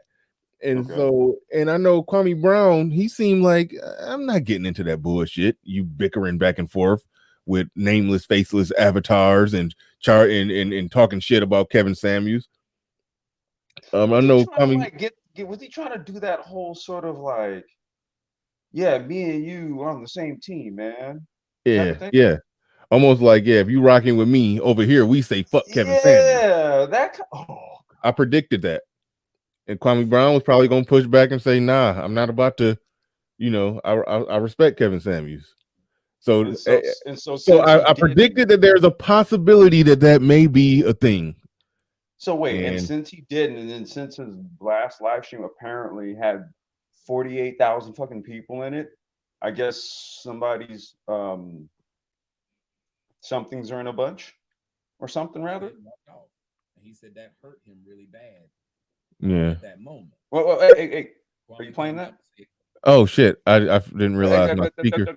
I was Yeah. about to try to do two things at one time. I was gonna try to talk to y'all and then listen out of one ear. But I didn't realize my speaker was picking it up. Oh. Next thing you know, this motherfucking live stream is getting flagged, bro. Yeah, nah, yeah. Well, I mean, I might take this thing down anyway. I might take it down anyway. But I don't know. I don't know. I But mean, damn. no, it's just this is all very like, because dude, we were just talking about like we were talking about like the sport itself, right? Mhm. When we're looking at the numbers, kind of looking at the game itself and all that. I mean, we could extrapolate, dude, that Kwame wasn't a bad player, dude. When we were just talking about everything, like the period when he came into the league, how it was kind of the style of play was transitioning. He probably would have been better built for that 90s era style of basketball, you know what I mean? But the length of his career suggests that he was a serviceable player, right? Mhm. So these are all things that we were just able to take away just by like analyzing the numbers and the trends in the game, right? I mean, if we could do that, then why get out here and trash him as a player based on your quote unquote analysis? I don't know. I thought we gave a more cognizant form of analysis to determine like the quality of player that he was. I'll tell you why. He had to do it's the shock value aspect of it. He couldn't give a clear, precise analysis that we gave that yes, he could have been better. Yes, it's kind of hard to explain why a player that tall, that athletic, that big, that strong didn't become more, but we could still break down, where some things went wrong, how styles make fights, so to speak, how the game Mm-hmm. did start gradually Right. evolving on him, and he probably just one of those players that just got left out of the shuffle. So Right. it's a number of factors that You're can saying be there's a lot of analyzed there, players that but that's it's happened to. easy. You're going to get more people watching you and tuning in. You're going to get increased ratings by saying Kwame Brown can't play. That's my Stephen A. Kwame Brown. Yeah, you're going to get more clicks and views, to use the YouTube term, more clicks and views by doing it that way. Put it Right. like that. So that's the route he went, and it is what it is. And I can give a listen. Well, let's go this route. Hmm. Let me just the game changed, but what's your analysis as to why he couldn't? I think you heard my Tyson Chandler, 7 foot tall, skinny, super athletic. They wanted him Yeah. to be Kevin Garnett. He couldn't become Kevin Garnett. He just didn't have it in him. But he Right. figured out how to become Marcus Camby. He maximized a 7 foot athletic shot blocking big, 12 points all off alleys and offensive rebound putbacks, and 12 rebounds and a defensive player of the year.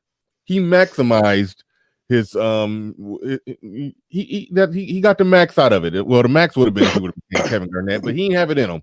But just he maxed his physical ability. He didn't max his skill, but he just maxed his physical ability. Why Kwame Brown couldn't max that somehow? Like, what was like how why he couldn't just have a solid career where he just averaged 10 and 10? What was the deal? That's hard. That is hard to explain. No, I don't actually. No, I don't think it's hard to explain, dude. I look at it no different than say like motorsports, right? Like you have drivers that, let's just say, in the karting ranks, they just whoop ass, right? And then they get into the larger single seat, and they'll do okay, and then they'll move up into a different class, and then they'll do really good. And then when they get to the pro ranks, they're like mid-pack or towards the back. And there's a multitude of reasons for it, but it's with it's no different than with NBA players, man. It's kind of like, okay, you get, well, let's look at Kwame specifically. Who usually when you're a number one pick, the organization that drafts you usually is going to have like a development coach, right? Somebody that's going to work with their number one pick, right? Because they picked them for a specific reason. There is going to be a defined role. Okay. Now let's do this also. Let's just, for illustrative purposes, let's also acknowledge that Michael Jordan has really kind of like turned the page on like team management ownership, because you know what he did this past year? He went and drafted another 18-year-old by the name of LaMelo Ball, and that motherfucker's bad. Okay. See, so the thing is that they had a defined role for LaMelo when he came in. Right. Okay. Kwame came in. He came to a team, and they didn't even. How you get drafted number one to a team that don't even want you? Make that one make sense. How the fuck does that even happen, bro? I mean, you're literally set up for failure. There's how do you succeed? It literally, dude, I swear to God, it would boggle my mind, dude. Like if I got drafted and I get to the locker room and shit, you know, I'm over at the team headquarters and shit, and everybody in there like, man, nobody want this nigga here. It's just like, why the fuck did y'all pick me? So I mean, it's like, and what, he was 17, 18 years old, a kid. Yeah, 18. You're a kid drafted number one to a team that don't want you, bro. No wonder Kwame got fired for these niggas. Because I'm like this, dude. Even with that situation, this nigga stayed in the league 13 years, bruh. Come on, man. Sometimes you got to play the hand that you were dealt. That's sometimes it's shit that just was out of your control, dude.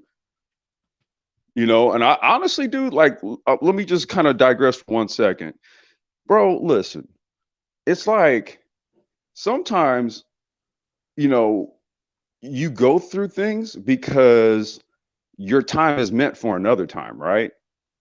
So that whole experience that Kwame went through, I mean, people look at him and then say, well, he didn't do anything with his career.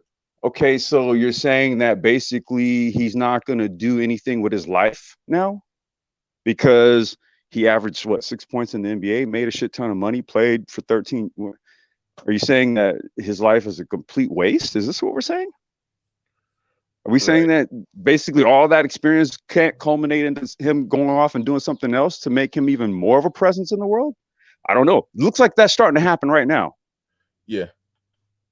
And if I don't really know his, history, like what he did with his money, but if he protected that $60 million and, I heard somebody say he owned some farms or owned some. I was gonna say, I think he kind of just parked it, man. Yeah. If he protected that money, and then now he just figured out, at the age of 39, a second career. Hey, he killed it. He killed it in the game of life. I mean, we can critique his basketball. We can critique his basketball skills, but the game of life, he killed it. Yeah, but even if we're gonna critique his playing career and shit, I mean, let's use analytics. Let's analyze the game and the trends and all that other shit. Let's be more accurate. Yeah. To the person who had pointed out earlier that Tyson Chandler only averaged 8 points and 9 rebounds on his career. Remember when I said players have slow starts and slow finishes? Like his last few years in the league, he only averaged 1 point. I'm looking at 1 point, 3 points, another 3-point season, and then a 6 point per game season. And then he started out averaging just 6 points. But yeah, you gotta try to go to the middle. You got to look at what they did in the middle of their career, right? They're during their most productive years, and you got to think about it. Oftentimes, too. Okay, even if you're not doing like, or averaging like a lot of points or anything, teams will basically just sign vets like that, won't pay them a whole lot, but it's just like, look, we need some like veterans in the damn locker room to like get these young dudes straight. Right. Mhm. So they'll throw them some minutes their way, but really, I don't want to call them babysitters, but they're more to like just guide the team because they've got veteran experience. Another person that took off late in their career was Chauncey Billups. Oh yeah, he's somebody who he took off late. Yeah, he took off late. You know who had a crazy career like that? Steve Nash used to average something like 13 points and 7 assists all the way up until he got to Phoenix at 30 years old, and then he started winning and MVP. then Mike D'Antoni unleashed his ass. That was crazy. Oh, come on, cut it out, Stoic. He ain't. What? He ain't accusing Kwame of stealing his talking points. Oh God. Cut it out, man. Oh God. Let me hold. I'm not gonna. Let me shut up, dude, because I was gonna say something. I was going. Man, go ahead. I'm taking this down. I'm gonna take this down. I mean, I don't want to say it because I don't all of a sudden want to be like, this nigga Complex is taking my talking points. Fuck yeah. Well, Complex, you did say make that make sense earlier in this show, and you didn't give proper credit and attribution to Tommy Sotomayor. Wait, is that a term trademarked by him? Yes. Trademark. Wait a minute. Are you telling me that I've been subliminally imprinted by TS? I'm not going to say the name. Vis-a-vis my entrance into said manosphere? Is that how that happened? Yeah, if you were saying make that make sense. So then all of a sudden I said something that, oh boy. So where do I pay my royalties? I don't know. I don't know how it works. Don't I gotta pay him something every time? Yes, apparently. RT the brand in the building. He says Kobe first year he averaged 7 to 8 points. That is correct. He averaged 7 points, 7.6 if I'm not mistaken. And that's why when LeBron fans, which I am one of them, say that LeBron's a better scorer than Kobe, then they just look at the career averages. I always say, hold on, pump the brakes. Kobe came off the bench those first 2 years, and he had a really slow finish. So if you take off the bench years and you take off the post Achilles years where he was atrocious, he's averaging his career. I think even if you count the Achilles years, he still has a higher career scoring average than LeBron. Just don't count the years when he was coming off the bench not playing minutes. And let's do this, Bernard. Okay. And then Kobe came from a different era where you played through injury. Now, no, dude, they manage injuries.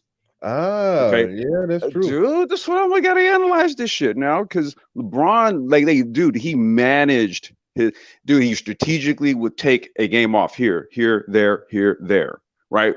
For like the first I don't know, was it like 13, 14 games or 12, 13 years of his career? Like, dude, like in an 82 game season, he misses a total of 4 games, 5 games, something like that. Yeah, or maybe, and he did that for a long stretch. But the thing is that they managed his shit properly, dude. Like back in the day, Kobe, like, man, my finger's broke. I don't care. I'm going out here. Man, I remember my knee's cracking for some reason. There's a popping noise, but dude, I got to get out of here, man, because we got to get this conference win. You know what I mean? Like Kobe, that was the kind of shit going on in his head. It's online. You could find it when Kobe in the middle of the game did something and like kind of jammed. His finger got popped out of place in the middle. Yeah, he just pulled it out. He just pulled it back. No. I didn't see him pull it back himself. He ran to the sideline, and their trainer yanked it back into place. Yeah, that's what I mean. He just ran out, and then they yanked it back, dude. He went back in. For those who don't got the visual of it, Yeah. Imagine the Lakers on offense. They go down, and while they were, trying to score or whatever, something happened. Kobe fell, and pow, finger got or something. Finger got knocked out of place. He got up because now the other team got the ball. So he ran back on defense. And while running back on defense, he hurried up and went to the sideline so the And Lakers trainer can pull his finger back in place. back in. And then Yep. he went and then he Ran turned back. around and picked up his man and kept playing defense like ain't nothing happened. Yeah, that's what I'm talking about, bro. That's what I'm talking about. Yeah, that's what I'm talking about right there. Like They don't do that more. They don't do that no more. Kobe was something. Kobe was something else. They don't do that shit no more. Yeah, they don't make niggas like they used to. Remember when Isaiah took the elbow to the eye, gashed his shit up. They just went stitched this shit. This nigga came back. Come on, bro. Yeah. He ran in there. They stitched him up, man. Taped the shit. He went back out and there shot free throws. Yeah. There's some moments like that, but Kobe was tough as nails out there, man. Yeah, man. Kobe was tough as nails. Yeah, I used to love Kobe. That was, I mean, he's my all-time favorite. I'm at the age where, and you're a little older than me. I don't know if you exactly. I know you were like, okay, I was born in 1982, so yeah, I'm 77. I was watching Jordan in the 80s, but by the late 80s, I was watching Jordans because I live in Michigan. So when they was having their little battles with Detroit, I was 5, 6, 7 years old around that time. So I remember watching it, but I didn't really know what I was seeing, and you don't really know what you're seeing until you get about 12 or 13. So Jordan in the second three-peat, I knew what I was watching then. Yeah. Kobe is one of the first all-time great players that I got to watch the whole career from beginning to end. Remember the first game he played and the last game he played. Remember it, watched it, tuned in, So, Kobe has a special place in my heart as a basketball fan because, I'm at the age where, somebody drafted in 1996. At that point, I'm 14, just played a little AAU. I know the game. I understand the game. I know what I'm looking at.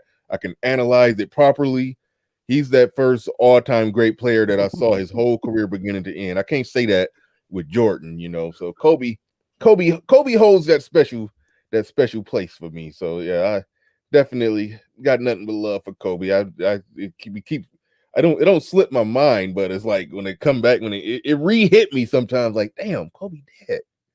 Like it throw me off when I stop and think about it, because he was literally my favorite player. My favorite player. It throws me off when I stop and think about it. Complex spelling words without vowels from Tommy Sotomayor. Dude, I read that, bro. Oh my God, I was over here rolling. Man, it's like dudes don't. Can you hear me, Bernard?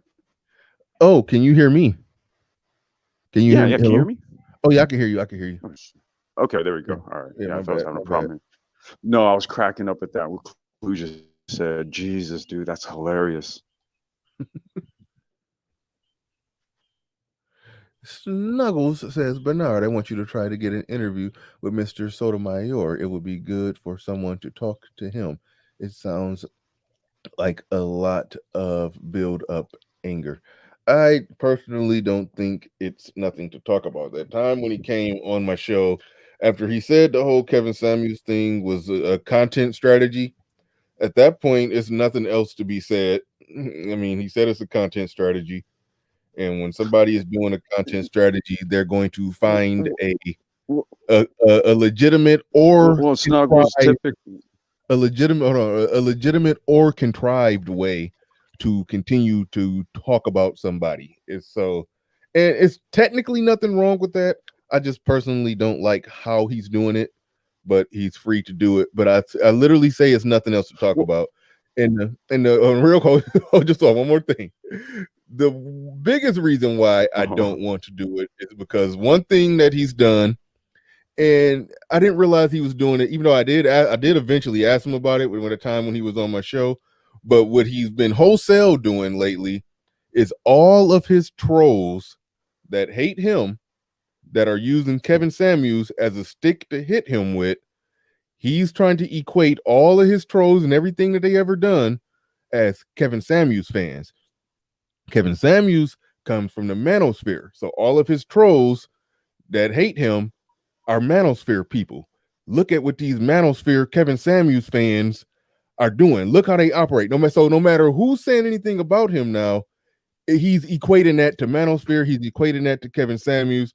So it's almost, so it's to a point right there where it's almost like no decent, no healthy conversation could be had when somebody is like he might as well be on the same mission as Taz when it comes to the manosphere at that point. So that's why I'm like, there's nothing else to talk about. Well, I was going to say, man, if people have a lot of pent up anger, they need to go talk to like a therapist.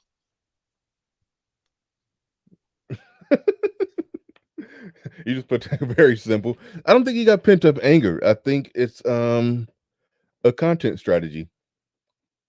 And that's just what it is. And it is what it is. I mean, it's nothing to discuss. I mean, he said what he said, and he is allowed to say it. And I'm not about to be telling a grown man, no, you shouldn't say that. That's mean. Don't call don't, don't call Kevin gay. That's mean. So like what we about to talk about?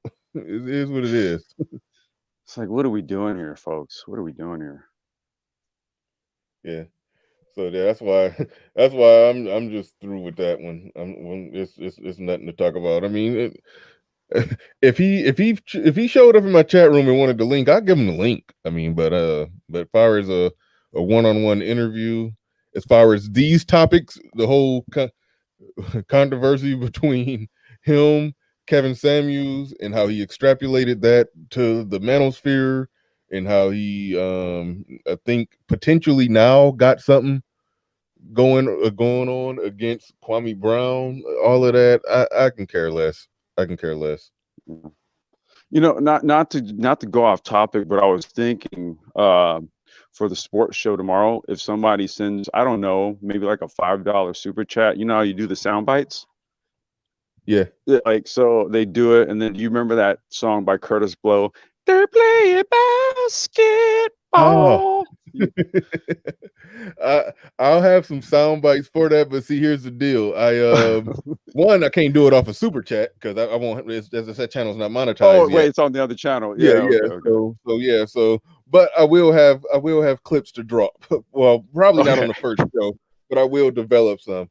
I got all kind of clips. I be forgetting to drop them, but I got everything in here. No, dude, it was just that that was kind of an illustration of how much of a shit I don't give about TS. I was over here thinking of sound clips. Yeah, I got all kind of stuff, but all kind of ideas. But yeah, no, I'm through with it. I'm through with it with that. But let's see. But shout out. Speaking of clips, shout out to Snuggles. You got to watch this bear. Oh, there it goes. You're gonna watch the bear. Hold on, I'm gonna get back to Shane Vicious. You got about to watch the bear try to climb over the Snuggles logo and come through the screen and try to get you. Hi, I'm Snuggle. Snuggly softness. That's really less expensive. That's pretty fucking scary, man. I gotta tell you. I didn't notice it was scary at first. The one time I just looked and I was like, "Oh shit!" It's going to make it over the thing. It's like it's going to make it over me. that logo one time. Because look, it's just like you ever see like how something looks cute and cuddly, and then as soon as it gets close up to you, the damn fangs come out. It's almost like as soon as it gets over the logo, dude, it's just like those Venom fangs, like Venom. Yeah. Baraka from Mortal Kombat. Yeah. Oh man. As well. Shout out to Mr. Shane Vicious in here. He said Tammy is the little Richard of the manosphere. Okay, everybody, we about to wrap this up. Okay. Everybody in the manosphere be tripping me out because they sound okay. Are you familiar with Tony Baker? No. All right, he has a little bit that he does on his Instagram where he basically mimics basically he takes clips of animals and he does like voiceover for the animals. Basically like the animals are talking, he does, it's Okay. funny. Yeah. It's funny as hell. And it's a gorilla, something that gorillas do. They like beat their chest, like you can hear like a, and then they go chase after other gorillas or whatever. Yeah. And every time the gorilla beat his chest, he'd be like, it's like you can hear the, and be like, I'm the one that taught y'all to swing limb from limb. It's like that's what he be doing. And I said that's how people sound in the manosphere when they keep trying to take credit for. I'm the one that taught you to put a comma after the. Okay, so hold on. I'm about to play a clip of that, and that's how the manosphere be sounding. Hold You gotta on. also look up the clips called The Existential Cat. The existential. Yes, The Existential Cat. After you do, are you gonna play a clip? Yeah, If I'm you about do, to. then, Yeah, yeah, I'm go about ahead and play it, and then I'll tell you about The Existential Cat. hold on.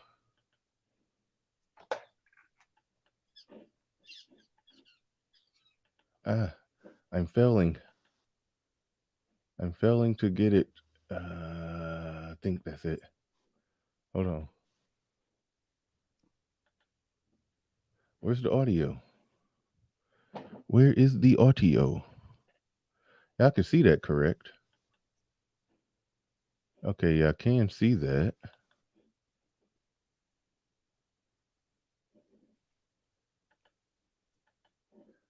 Why can't we hear it? Uh-oh.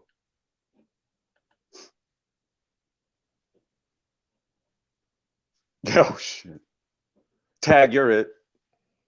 My damn, it's not funny without the audio. Okay, I'm having Did you share? Did you do share audio or something? I'm pretty confident that I did. Okay, screw it. Yeah. Don't. I, Yeah, but I just just I yeah. had to I was gonna save say that just one for look up later. look up for you guys listening. Look up like The Existential Cat, and it's basically like a cat that'll be sitting out a window looking out, but there's like a French voice talking. Is it on YouTube? Yeah, yeah. And it's like totally being philosophical. It's fucking hilarious. Existential cat. Okay, the existential cat is gonna take us out of here. It's a 59-second video, roughly. Yeah, yeah. Okay.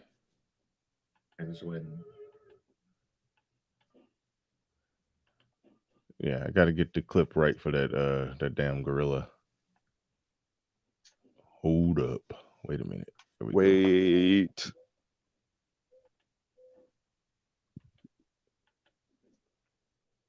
You know the best part of that song is at the end. Smoke weed every day. Yeah.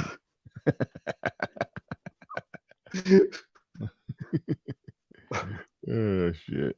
All right, here we go. There are times when I forget I am a cat. How does one be a cat? I wash myself every day. And then stop.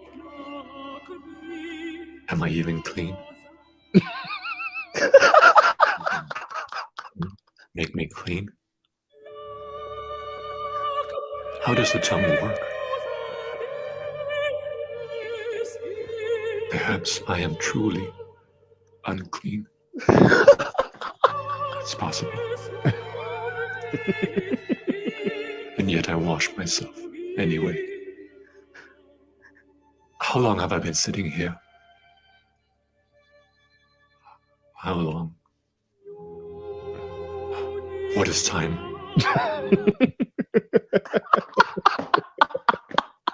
Man.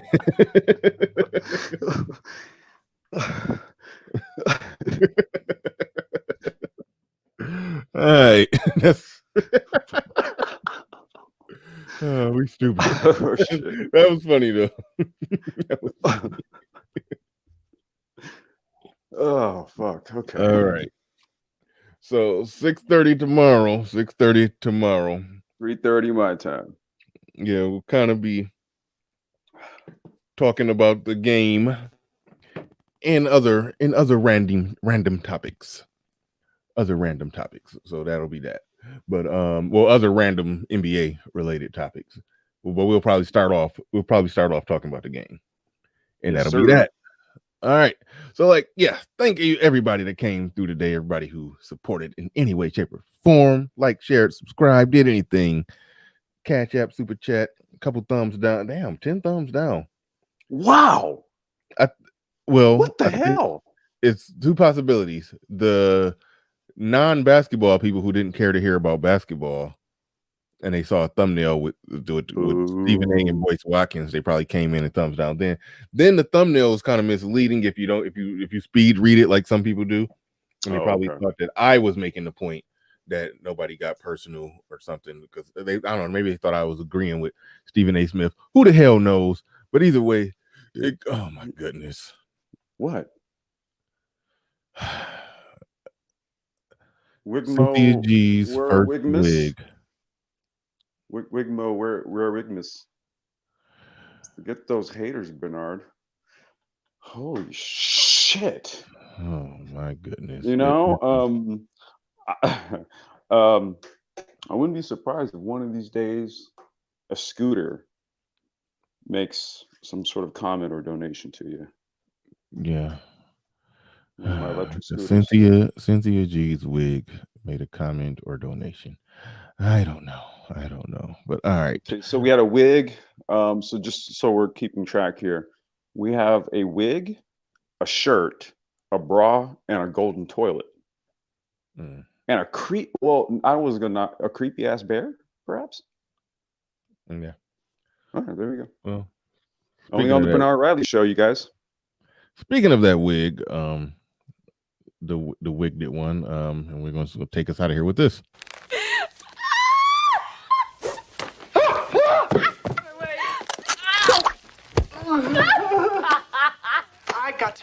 I have got to. Oh, please, Jeremy, come on. Don't make me hop after you. And that's the show. Yes. Yes.